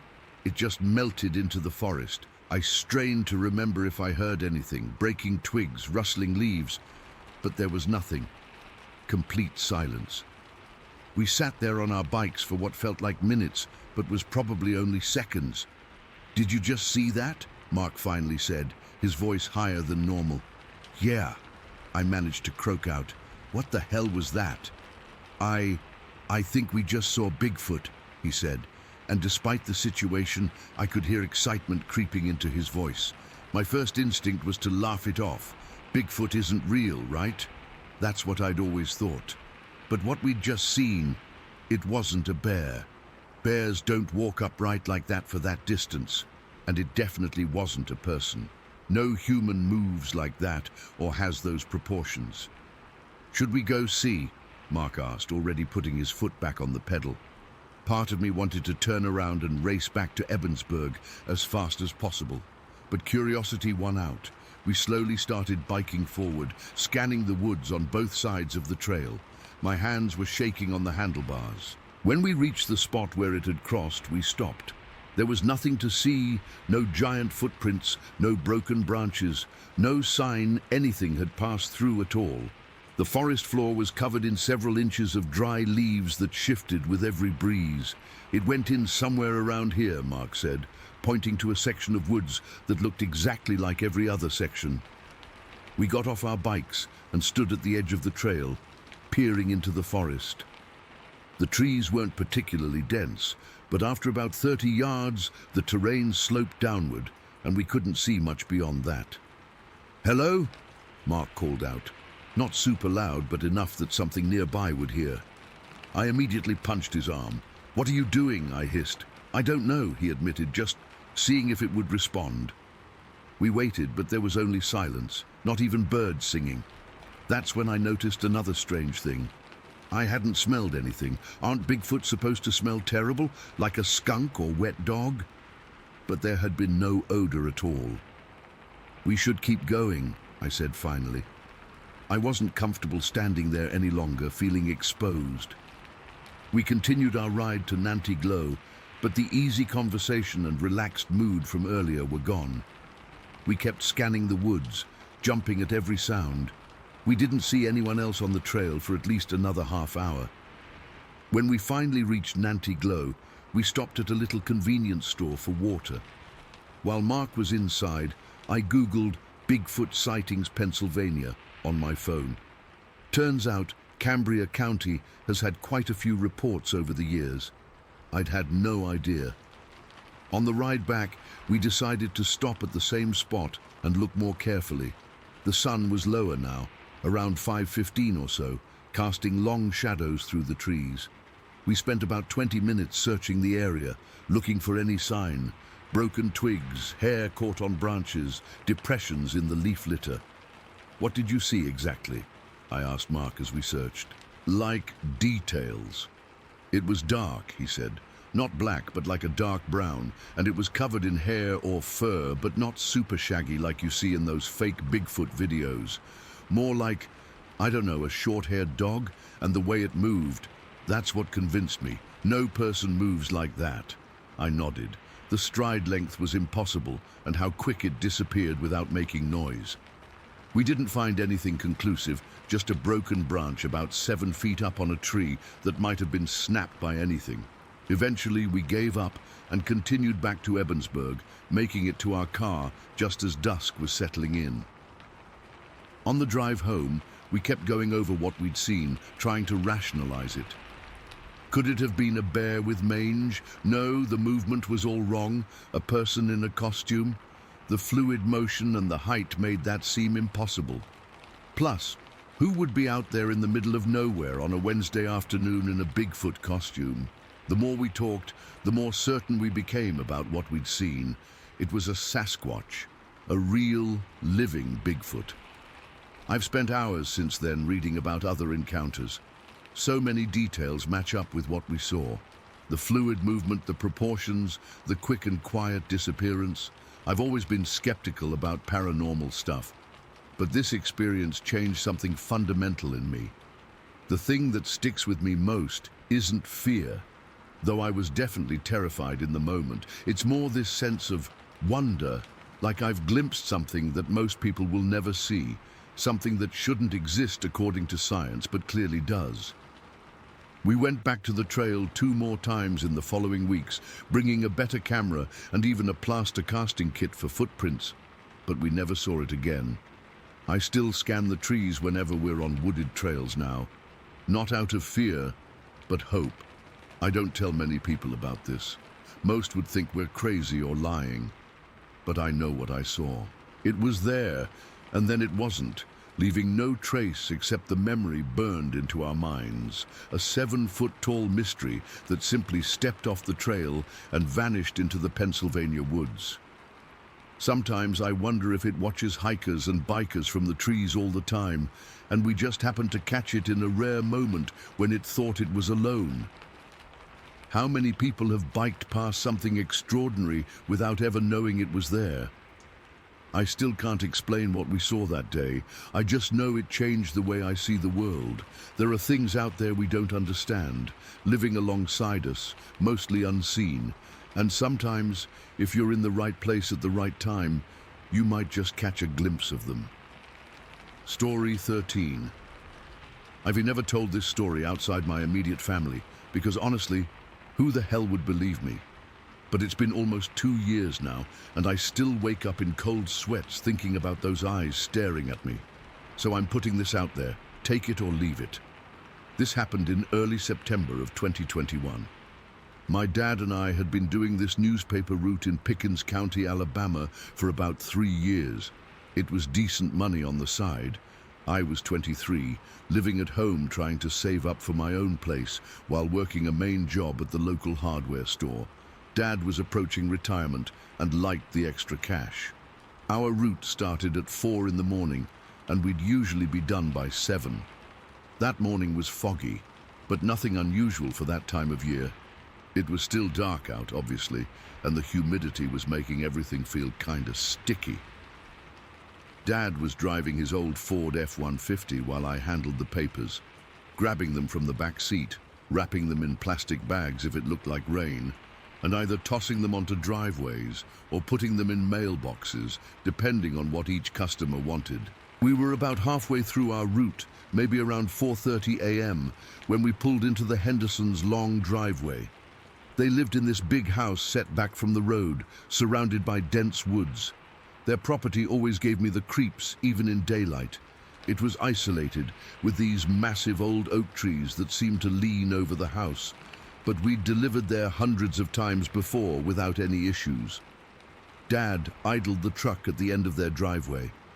I remember checking the delivery instructions on our sheet. The Hendersons wanted their paper on the front porch, not just thrown in the yard.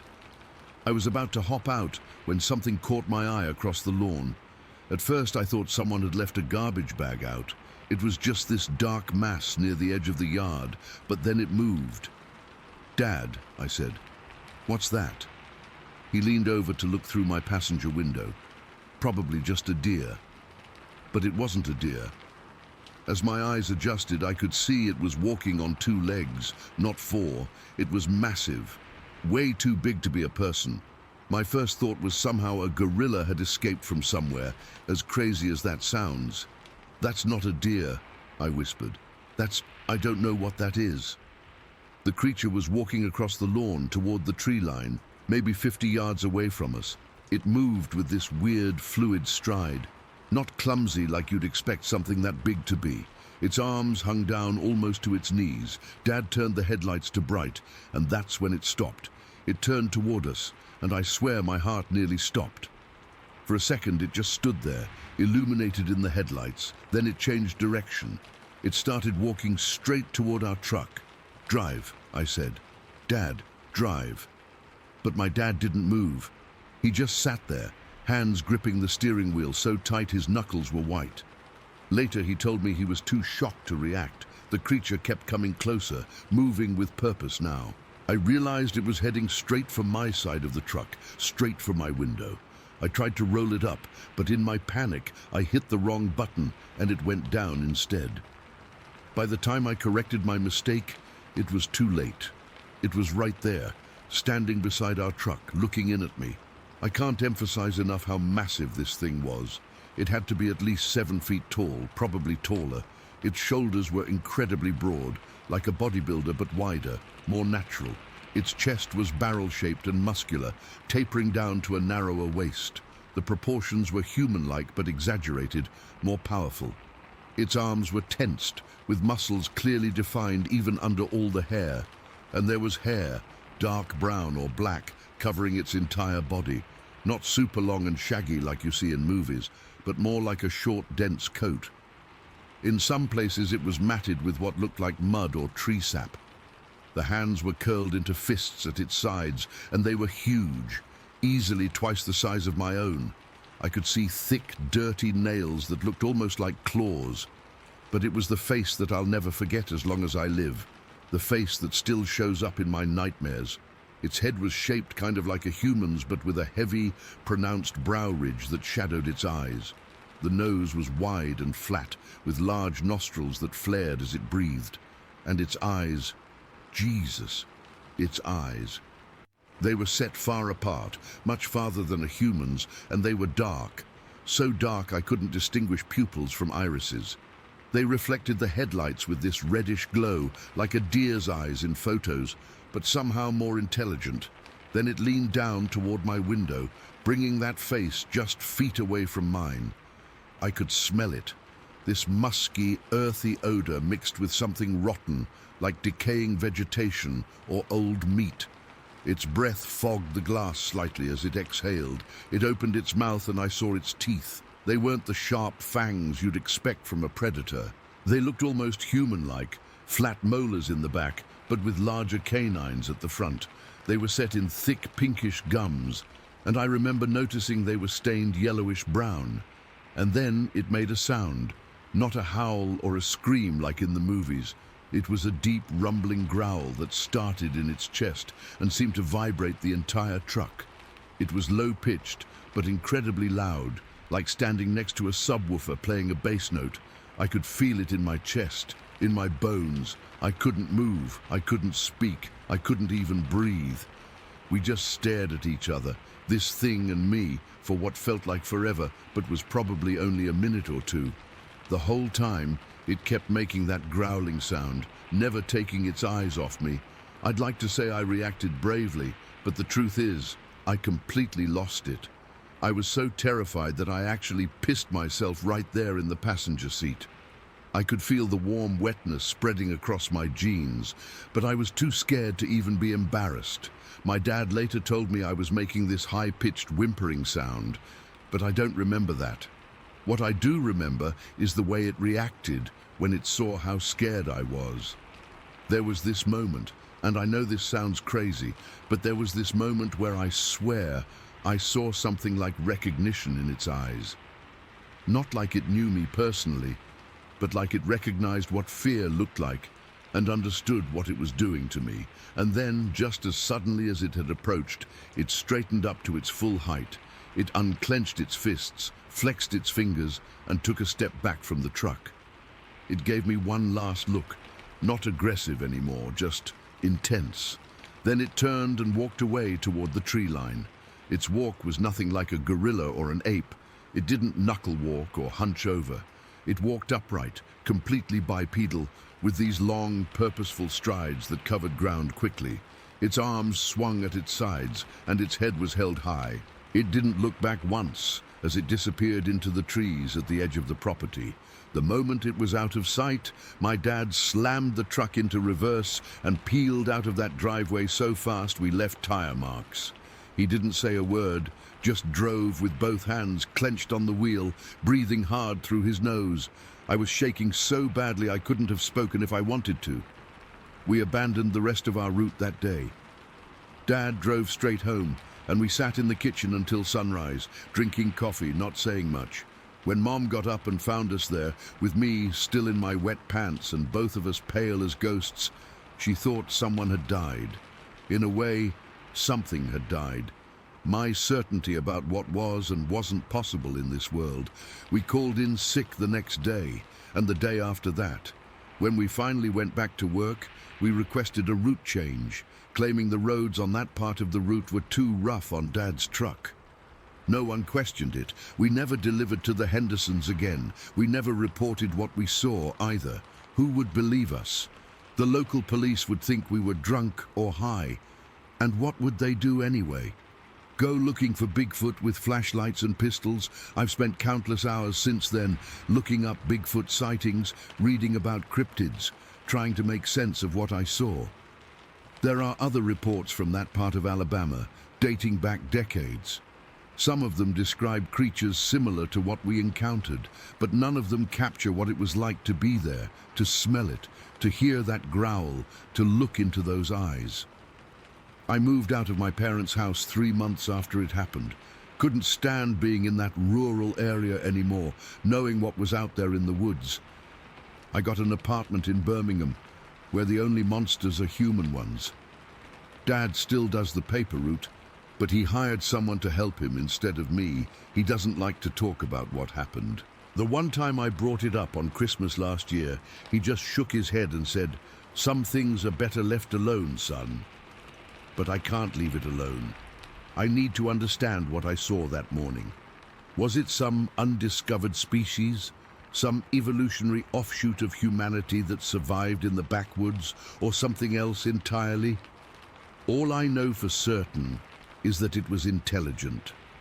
Whatever it was, it understood fear, it understood power, and it chose to walk away.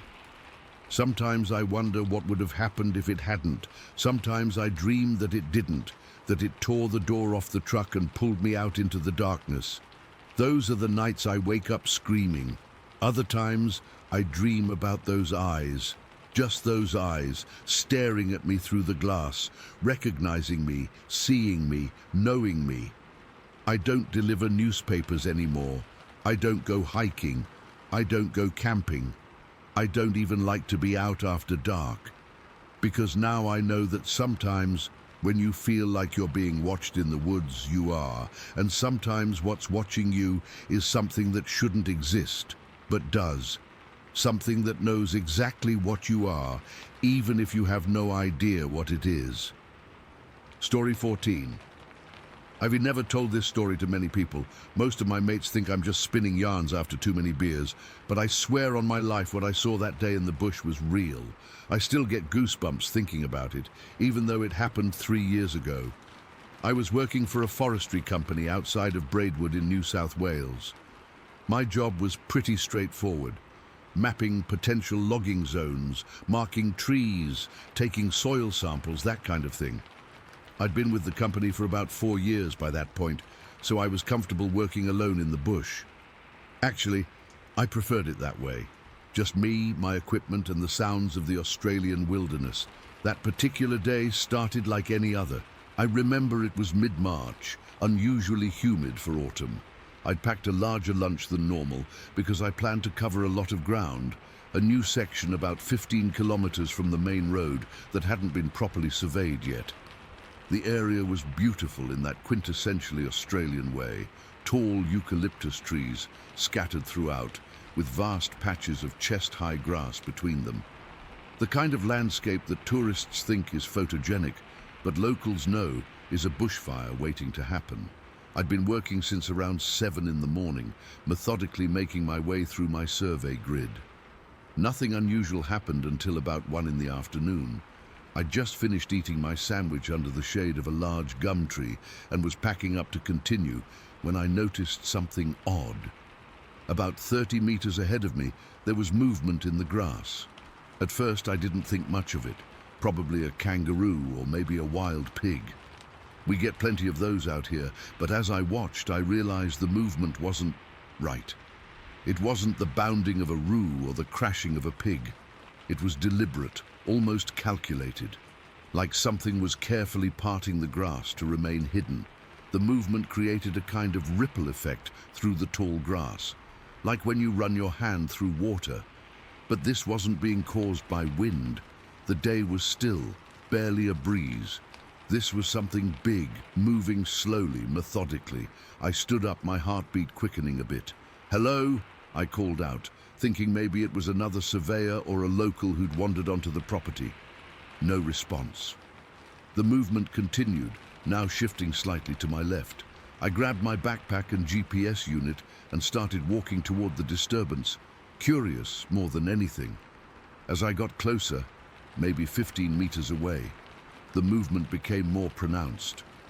Whatever it was seemed to sense my approach and began moving away, still hidden in the grass. That's when I saw it, or at least part of it.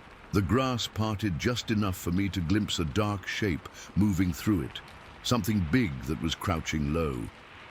I froze. From what I could make out through the thick grass, it was covered in dark hair. Not fur like a roo, but hair. And it wasn't moving like any animal I'd encountered in my years working in the bush. I've seen plenty of wildlife in my time, kangaroos, wombats, wild dogs, you name it. But this moved differently, almost deliberately, like it was trying to stay hidden, but was too large to completely conceal itself. My first thought was that it might be a feral pig. They can get massive out here. But no pig moves like that, and they're not covered in dark hair. My second thought was a wild dog or dingo, but again, the size was all wrong. Whatever this was, it was big, bigger than a man. I stood there, rooted to the spot, watching as this thing slowly moved away from me through the grass. It was keeping low, almost crawling, but moving with purpose. I could track its progress by the way the grass moved, parting and then closing behind it like a zipper. For several minutes, I just stood there watching, my heart hammering in my chest. I wasn't exactly scared, not yet, but I was definitely unsettled. The rational part of my brain was trying to identify what I was seeing, running through the catalogue of Australian wildlife and coming up empty. Then it stopped. The movement in the grass just ceased. I waited, wondering if it was just pausing, or if it had moved into the tree line where I couldn't see the grass moving anymore. After a couple minutes of silence, curiosity got the better of me. I'm not sure what possessed me to do this. Looking back, it was probably stupid. But I started walking toward where I'd last seen the movement.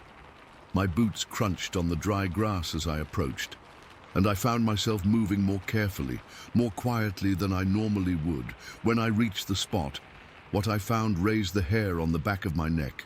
The grass was flattened in a rough oval shape, about 2 meters long and maybe a meter wide.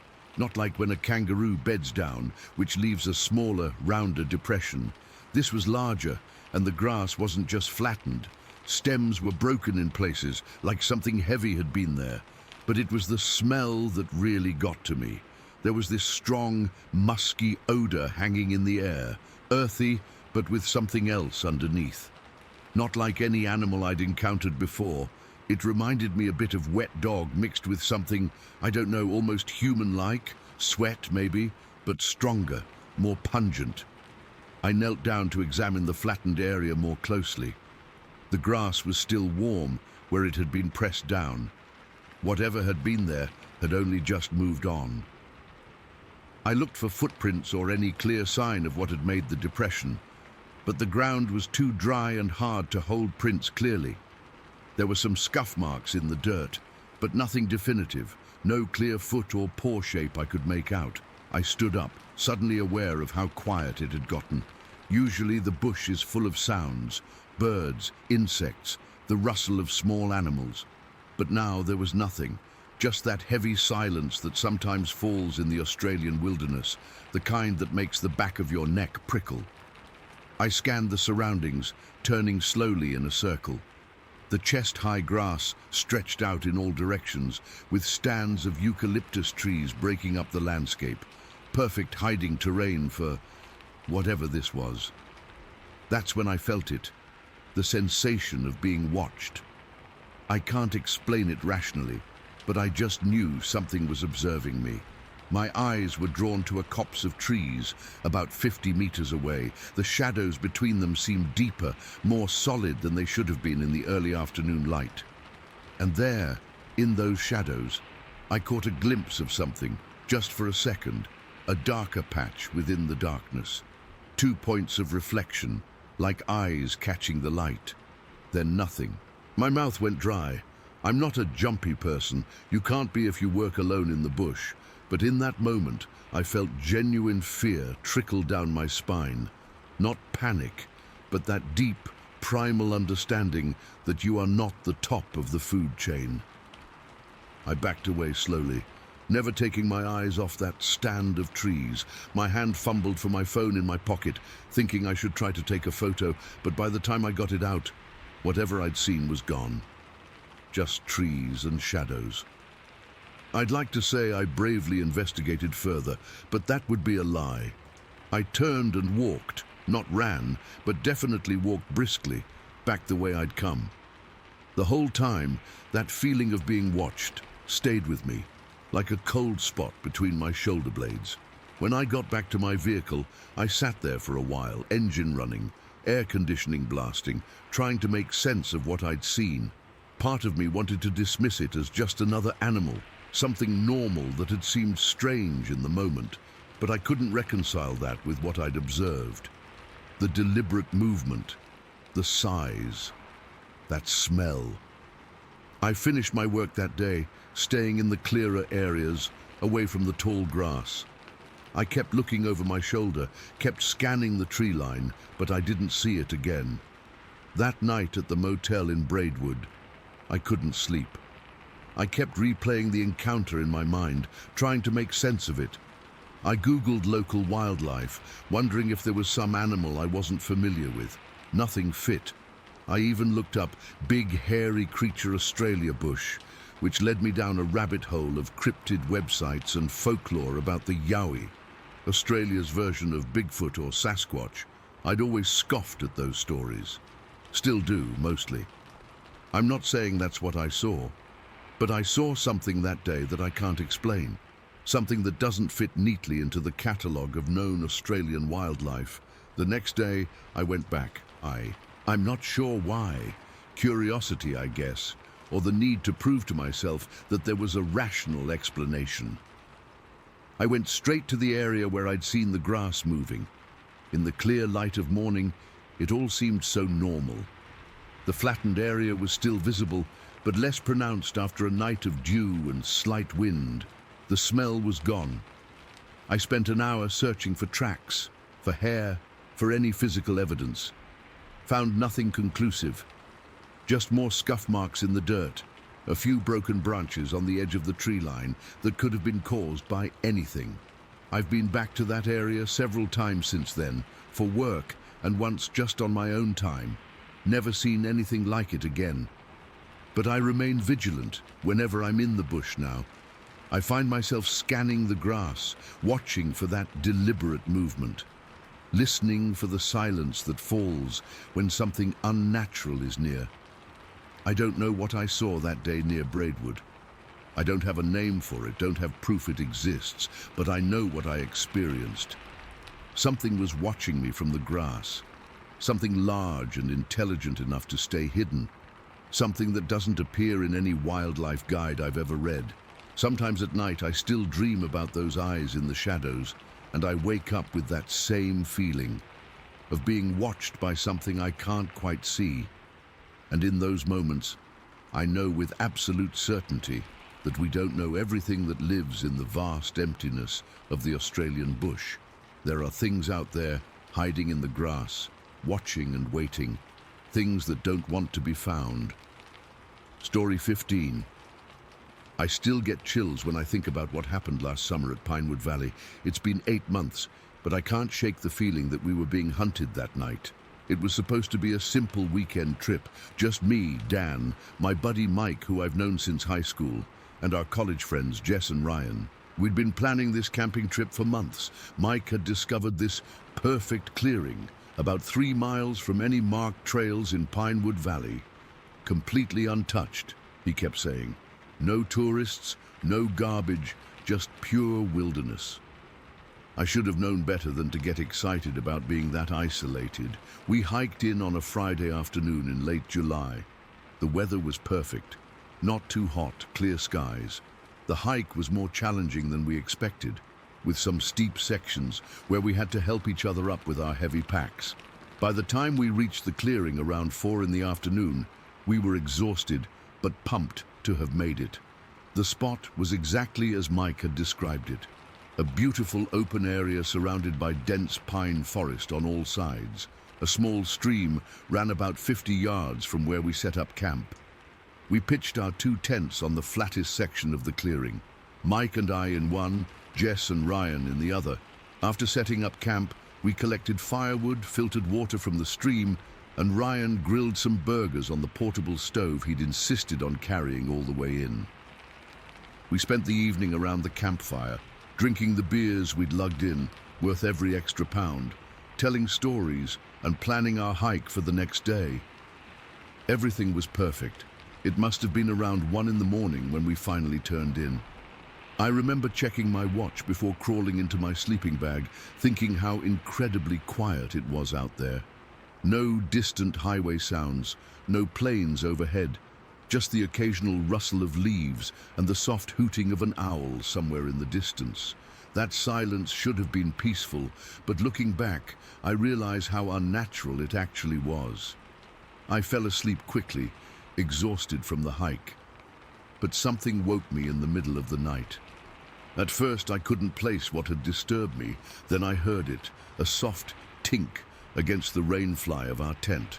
I figured it was starting to rain, but when I listened more carefully, I realized the sounds were too irregular and isolated.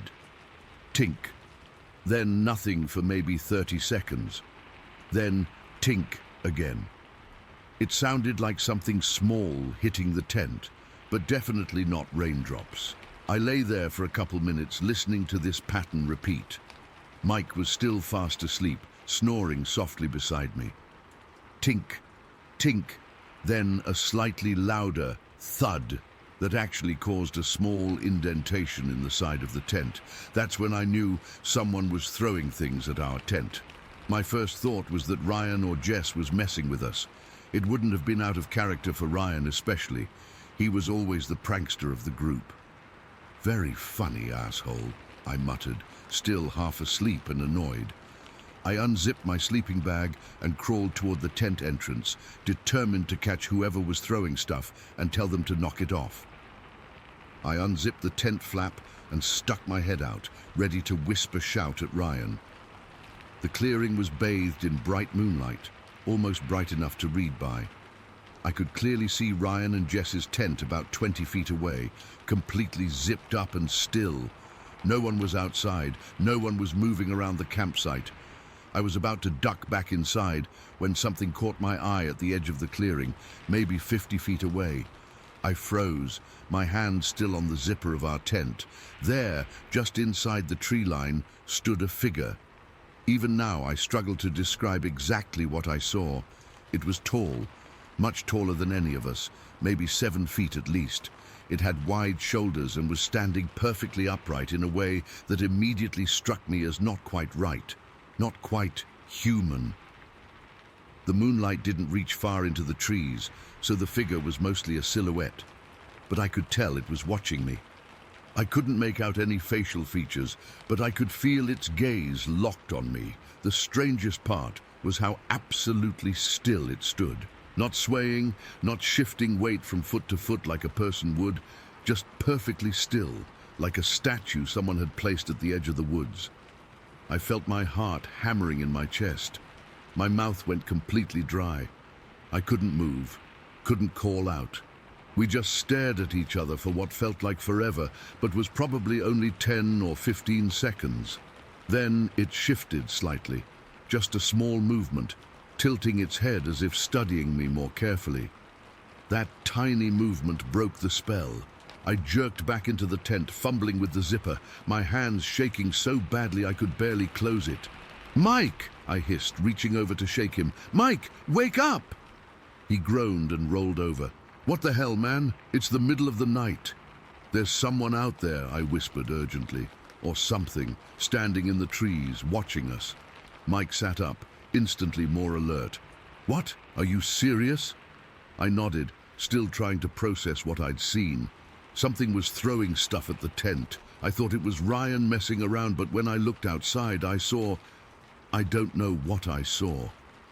Mike grabbed his flashlight and moved toward the tent entrance. I grabbed his arm. "Don't," I said, "just don't go out there." He hesitated, then nodded. We sat in silence, listening. After a few minutes, we heard what sounded like heavy footsteps moving through the underbrush, branches cracking, then silence again. Neither of us slept for the rest of the night. We sat there, flashlights ready, jumping at every sound from the forest. At some point, we heard what sounded like a low, rumbling vocalization from somewhere in the woods. Not quite a growl, not quite human. Mike and I looked at each other but didn't say a word. When the first light of dawn finally broke, I felt a wave of relief wash over me. We waited until it was fully light before unzipping the tent and stepping outside. The morning was crisp and clear, with no sign of anything unusual at first glance. But as we stood there surveying the campsite, I noticed something that made my blood run cold. Scattered around both tents were small rocks, about the size of a fist, that definitely hadn't been there when we set up camp. I counted at least a dozen of them. Ryan and Jess emerged from their tent looking tired. "Did you guys hear anything weird last night?" Ryan asked immediately. My stomach dropped. "Like what?" "I don't know, man. Something was moving around the campsite. I heard footsteps, really heavy ones. Then something hit our tent a few times. I was too freaked out to look outside." Jess nodded. "I heard it too. Scared the crap out of me." I told them what I'd seen. As I described the figure, I watched their expressions shift from curiosity to concern to genuine fear. "We need to check if anything's missing," Mike suggested, trying to sound practical. We did a quick inventory. Our food bag was still hanging from the tree where we'd left it. Our backpacks were untouched. Nothing seemed to be missing or disturbed, except for those rocks that had appeared overnight. "Let's check the edge of the clearing," I suggested, pointing to where I'd seen the figure standing. The four of us cautiously approached the tree line. The morning sun didn't penetrate far into the dense forest, leaving the woods dark and shadowy even in daylight. When we reached the spot where I'd seen the figure, we found clear signs that something had been there. The brush was disturbed, branches pushed aside, and some even bent or broken. The forest floor showed indentations that might have been footprints, but the pine needle ground cover made it hard to make out any clear shape. "Could have been a bear," Ryan suggested, but his voice lacked conviction. "Bears don't throw rocks," Jess countered, picking up one of the stones that had been tossed at our tents. Mike knelt down and examined something on the ground. "Guys," he said quietly, "look at this." We gathered around. There, pressed into a small patch of mud near the tree line, was what looked like a footprint, but not a bear print, not any animal print I recognized. It was elongated, with what appeared to be 5 toe impressions, but much larger than any human foot, easily 15 inches long. The impression was deep too, suggesting whatever made it was heavy. We all stood there staring at that print, no one wanting to say what we were all thinking. "We were supposed to stay another night," Ryan finally said, breaking the silence. "Yeah, that's not happening," I replied immediately. No one argued. We packed up camp in record time, hardly speaking as we stuffed sleeping bags and collapsed tents. The excitement from yesterday was completely gone, replaced by a tense urgency to get back to civilization. Every few minutes, one of us would stop and scan the trees, feeling like we were being watched. As we shouldered our packs, ready to leave, I took one last look at the clearing. Maybe it was my imagination, but I could have sworn I saw movement deep in the trees. Something large shifting position, staying just out of clear sight. The hike back felt twice as long, with each of us repeatedly glancing over our shoulders. We didn't stop for breaks, didn't pause to admire views or take photos like we had on the way in. We just wanted out of those woods. It was only when we reached the parking lot and piled into Mike's SUV that we all seemed to exhale collectively. As we drove away, Ryan was the first to say it out loud. "You guys think that was a Bigfoot or something?" "I don't know what it was," I answered honestly, "but it was watching us, and it was smart enough to throw rocks to get our attention." "Or to scare us off," Jess added quietly. We've talked about that night many times since then, trying to rationalize what happened. Maybe it was just some weirdo in the woods. Maybe it was a bear, and my sleep-addled brain misinterpreted what I saw. But none of those explanations quite fit what all 4 of us experienced. I've researched similar encounters since then and found countless stories of campers experiencing rock throwing, strange vocalizations, and glimpses of tall figures in remote forests. Many of these accounts match details of what we experienced with eerie similarity. I haven't been camping since that trip. The others say they have, but not in Pinewood Valley. As for me, I can't shake the memory of that figure, perfectly still, watching me with an intelligence that felt ancient and utterly inhuman. I still dream about it sometimes, standing at the edge of the trees, waiting. And in my dreams, unlike that night, it always steps forward into the moonlight where I can see its face. I just hope I never see it in real life again. Story 16. I've never been able to shake what happened that summer in '84. I was 12 years old, and my grandparents took me camping in Northern California, right near the Oregon border. My parents were going through a rough patch in their marriage, so spending time with Grandma and Grandpa was supposed to be a fun distraction. Looking back, I wish we'd gone to Disneyland instead. We drove for hours in their old station wagon with the pop-up camper hitched to the back. I remember being excited because I'd gotten a new tent for my birthday that spring, one of those little dome tents with the fiberglass poles that were becoming popular. I'd been begging to use it, and my grandparents agreed I could sleep in it while they took the camper. I felt so grown up. The campground was nothing fancy, just a small clearing surrounded by dense forest. There were only a few other campsites, and they were mostly empty. The ranger station was about a mile down the dirt road. It was the kind of place people went fishing, not the kind with playgrounds and scheduled activities. I didn't mind, though. I loved exploring. The first day and night were completely normal. We set up camp, made hot dogs and beans for dinner, and I fell asleep to the sound of crickets and my grandparents' quiet conversation from the camper. The next morning after breakfast, I asked if I could explore a bit. The campground had some trails behind our site that went into the woods. My grandfather told me not to go too far and to be back by lunch. He gave me his watch to wear, so I'd know when to return. I headed out on one of the trails with my little day pack. It was a warm day, but once I got into the trees, it was cool and shady. I remember the smell of pine needles and dirt. I was having a great time pretending I was on some grand adventure. That's when I first felt it, this weird sensation that someone was watching me. You know that feeling when the hairs on the back of your neck stand up? It was like that, but stronger. I stopped walking and looked around, but didn't see anything unusual, just trees and undergrowth. I kept going, but that feeling didn't go away. Then I heard it. Footsteps. Heavy ones, like someone big was walking through the forest parallel to the trail I was on. The weird thing was, they stopped when I stopped. I'd freeze, and after a second or two the sound would stop too. Then I'd start walking again, and after a moment, so would the footsteps. I tried to tell myself it was just an echo or my imagination, but deep down, I knew something was there. I wasn't exactly scared yet, more confused and unsettled. After a few minutes of this start-stop game, I decided I'd had enough exploring for one day. I turned around and headed back to camp, walking faster than before. The footsteps seemed to follow me part of the way, but eventually faded. When I got back, my grandparents were sitting in their folding chairs reading. I didn't tell them about what happened. I guess I thought they might not let me go exploring again if I mentioned it. Or worse, they'd think I was making it up for attention.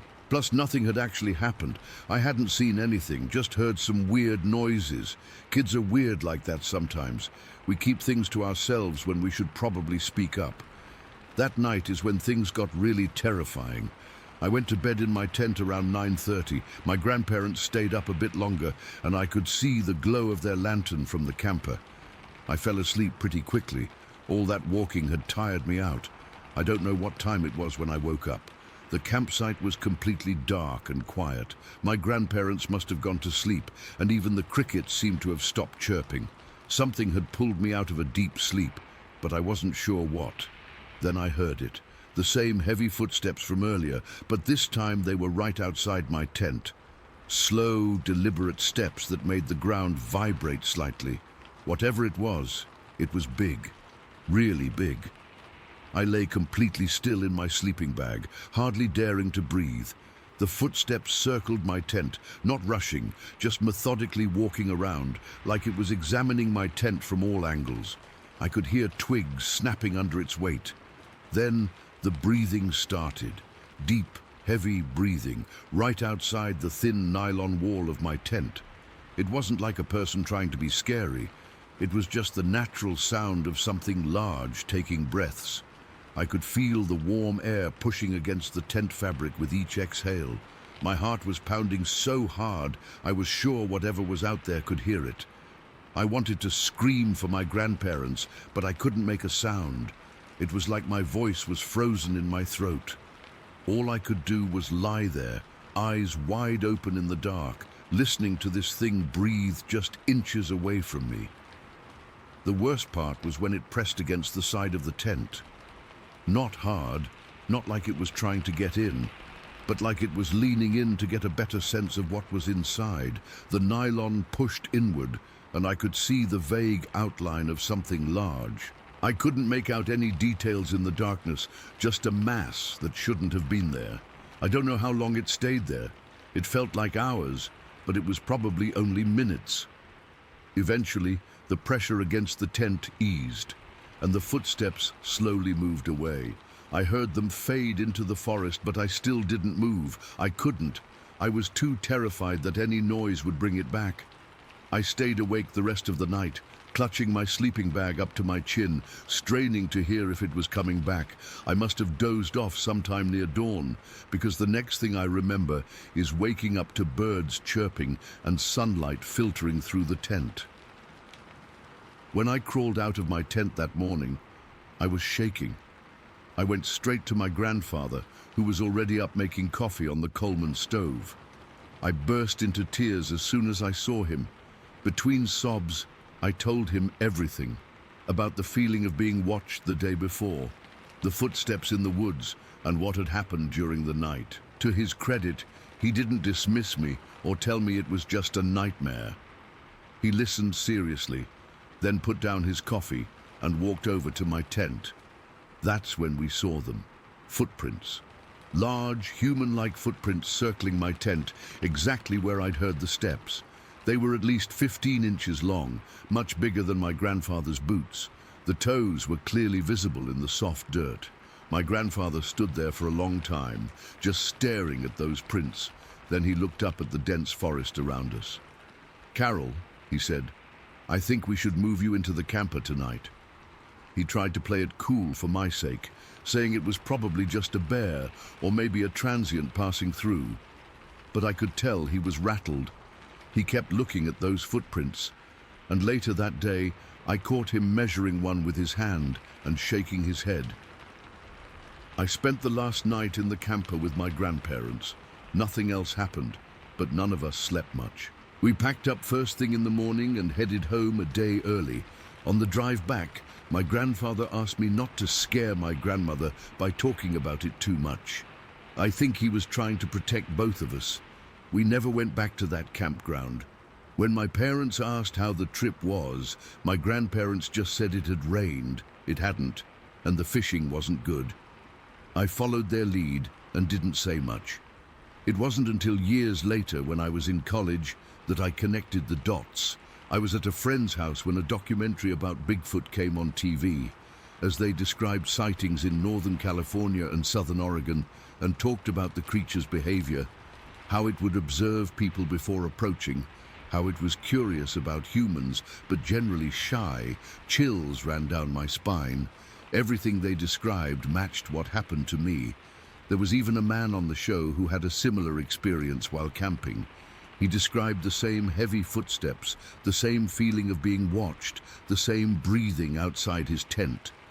I nearly had a panic attack right there on my friend's couch. I called my grandfather that weekend and asked him if he thought that's what it had been. There was a long pause on the phone before he said, "I don't know what it was, Carol, but those footprints weren't from any animal I've ever tracked, and they sure as hell weren't from a person." That was the only time we ever really talked about it. He passed away a few years later, and I never got to ask him more about what he thought. To this day, I can't sleep in a tent. The sound of footsteps in leaves makes my heart race. I've tried to rationalize it. Maybe it was a bear, maybe it was some weird guy in the woods.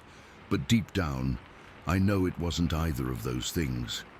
Whatever was outside my tent that night was something most people don't believe exists.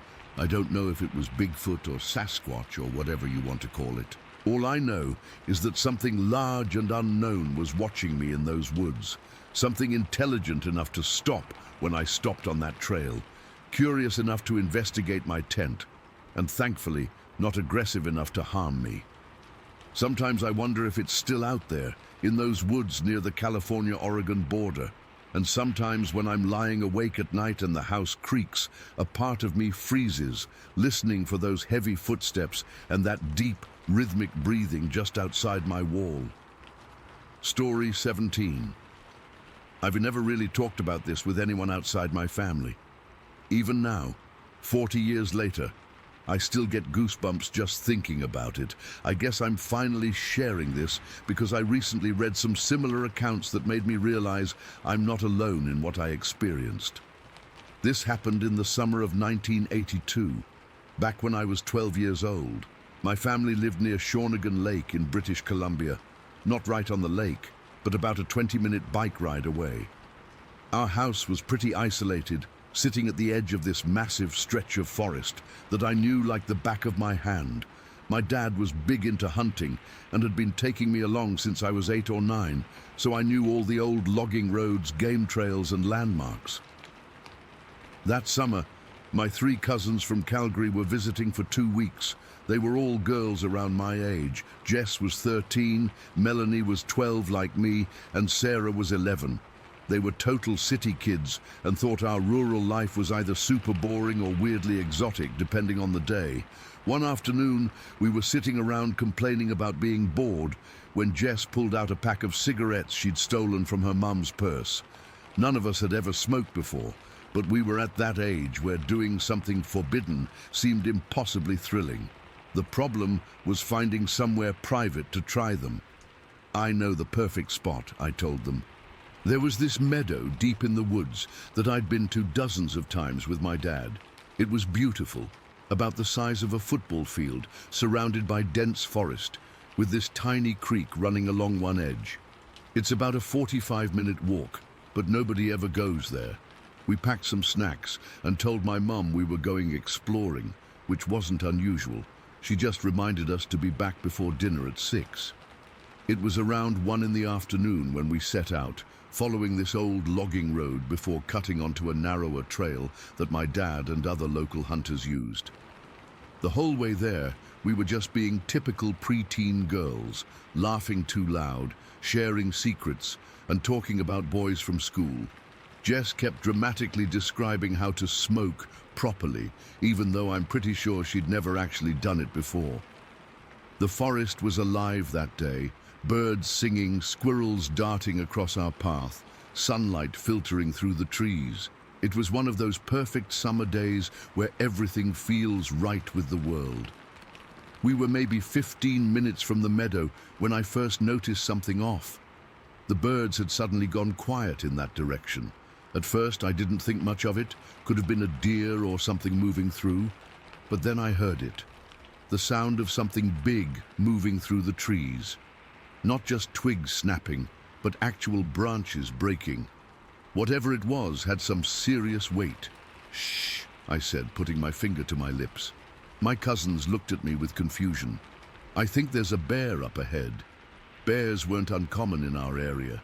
My dad had taught me exactly what to do. Make noise so you don't surprise them. Back away slowly, no sudden movements. But we were 4 young girls, and I wasn't confident we'd all react correctly if faced with an actual bear. "There's a big fallen tree just off the trail," I whispered, pointing to this massive moss-covered log about 15 feet away. "Let's hide behind it until whatever it is passes by." We quickly scrambled behind the log, crouching down low. Sarah, the youngest, started crying quietly from fear, and Melanie wrapped an arm around her shoulders, whispering, "Shh, it's okay, it's just a bear." Jess looked pale but was trying to act brave. The crashing sounds were getting louder, coming from across the meadow we hadn't reached yet. What struck me as strange was how steady the movement was. Not hurried like a startled animal, not cautious like a predator stalking prey. Just this methodical progression through the forest. Snap, crack, rustle. Pause. Snap, crack, rustle. My heart was pounding so hard I was sure the others could hear it. After a few tense minutes, I raised my head just enough to peek over the log. Through the trees, I could see the edge of the meadow about 50 yards away. The sounds were coming closer to the clearing. Then it emerged from the tree line, and I felt a cold wave wash over me from head to toe. Every hair on my body stood on end. It wasn't a bear. The creature stood upright on 2 legs. Even from that distance, I could tell it was massive. Taller than any human I'd ever seen. 7 feet at minimum, maybe closer to 8. Its entire body was covered in thick, dark brown hair, not patchy or mangy, but a complete coat that looked almost glossy in the patches of sunlight. What struck me most were its proportions. The arms were incredibly long, hanging down near its knees. It walked with this distinctive forward lean, shoulders hunched slightly, like its upper body was too heavy. I ducked back down, trembling. "Oh my God," I whispered. The others looked at me with wide eyes. "What is it?" Jess mouthed silently. I shook my head, not even knowing how to describe what I'd seen. "Just don't move," I whispered. "Don't make any noise." We stayed frozen in place, hardly daring to breathe. I could hear it moving along the edge of the meadow, never fully entering the open space. The methodical pace continued, not rushing, just existing in the space, like it belonged there, and we were the intruders. Then Sarah coughed. It wasn't loud, just a tiny sound as she tried to suppress it, but in that silent forest, it might as well have been a gunshot. The footsteps stopped instantly. Complete silence fell. I raised my head just enough to see over the log again. The creature had stopped moving and was standing completely still, its head raised, facing directly toward our hiding spot. Even from 50 yards away, I could feel it searching, sensing. It didn't move, didn't make a sound, just stood there, sniffing the air. And then the smell hit us. It's hard to describe accurately. Musky, wild, like wet dog combined with something rotten and something else. Not quite animal, not quite anything I recognized. It was overpowering, making my eyes water and my stomach turn.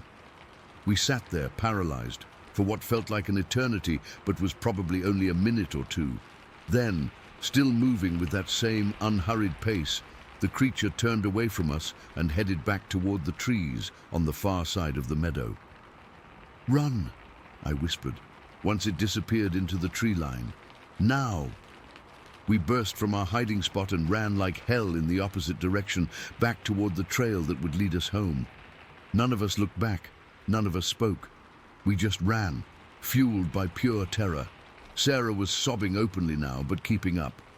Jess, the oldest, grabbed her hand to help pull her along. We ran until our lungs burned and our legs felt like jelly. Then we walked quickly, then ran again when we caught our breath. We didn't stop until we reached my house, bursting through the back door, gasping and sweaty. My mom looked up from where she was preparing dinner, alarmed. "Girls, what happened?" We all started talking at once, our words tumbling over each other. Something in the woods, big, not a bear, standing up, smelled awful. My mum, bless her, thought we'd seen a bear and worked ourselves into a panic. She sat us down, gave us lemonade, and tried to calm us down. "The woods can play tricks on your eyes," she said gently, "especially when you're scared." But we knew what we saw. We spent the rest of that evening whispering among ourselves, trying to make sense of it. "Maybe it was a really tall person in a costume," Melanie suggested. But none of us believed that. Who would wander the remote woods in a costume so deep where no one would see them? "It was a Sasquatch," Sarah said finally, her voice small. "Like in those tabloids at the grocery store." We didn't have internet back then to look things up. The only references we had to anything like what we saw were fuzzy newspaper photos and stories people dismissed as hoaxes. But I knew, with absolute certainty, that what we saw was real. My cousins left a few days later. Before they went, we made a pact not to tell anyone else. We were afraid of being laughed at or dismissed. Over the years, we've occasionally brought it up when we see each other at family gatherings, speaking in hushed tones away from everyone else. None of us have changed our story. None of us have doubted what we saw. I never went back to that meadow alone. When my dad wanted to take me hunting in that area again, I made excuses. Eventually, he stopped asking. I still ventured into other parts of the forest, but never that deep, and never without constantly looking over my shoulder. Years later, in my 20s, I saw a documentary about Sasquatch encounters. They described the classic characteristics: the height, the forward-leaning gait, the long arms, the distinctive smell. Every detail matched exactly what we had seen that day. That's when I knew for certain that we had encountered a Sasquatch near Shawnigan Lake. I've read scientific explanations that try to dismiss all Sasquatch sightings as misidentified bears, people in costumes, or mass hysteria. I understand the skepticism. If I hadn't seen it with my own eyes, I probably wouldn't believe it either. But here's what I know.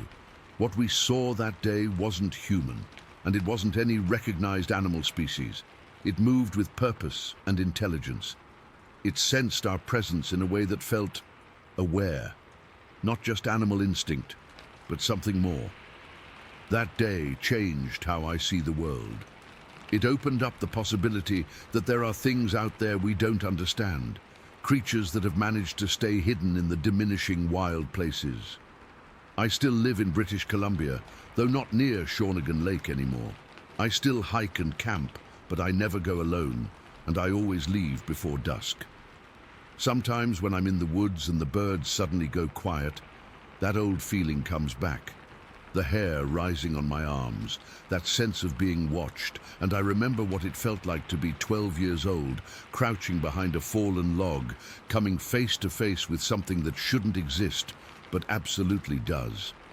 I don't expect everyone to believe my story, but I know what I saw, and sometimes late at night when I can't sleep, I wonder if it's still out there, moving through the forests of British Columbia with that same unhurried pace, existing in a world parallel to ours, rarely seen but always present.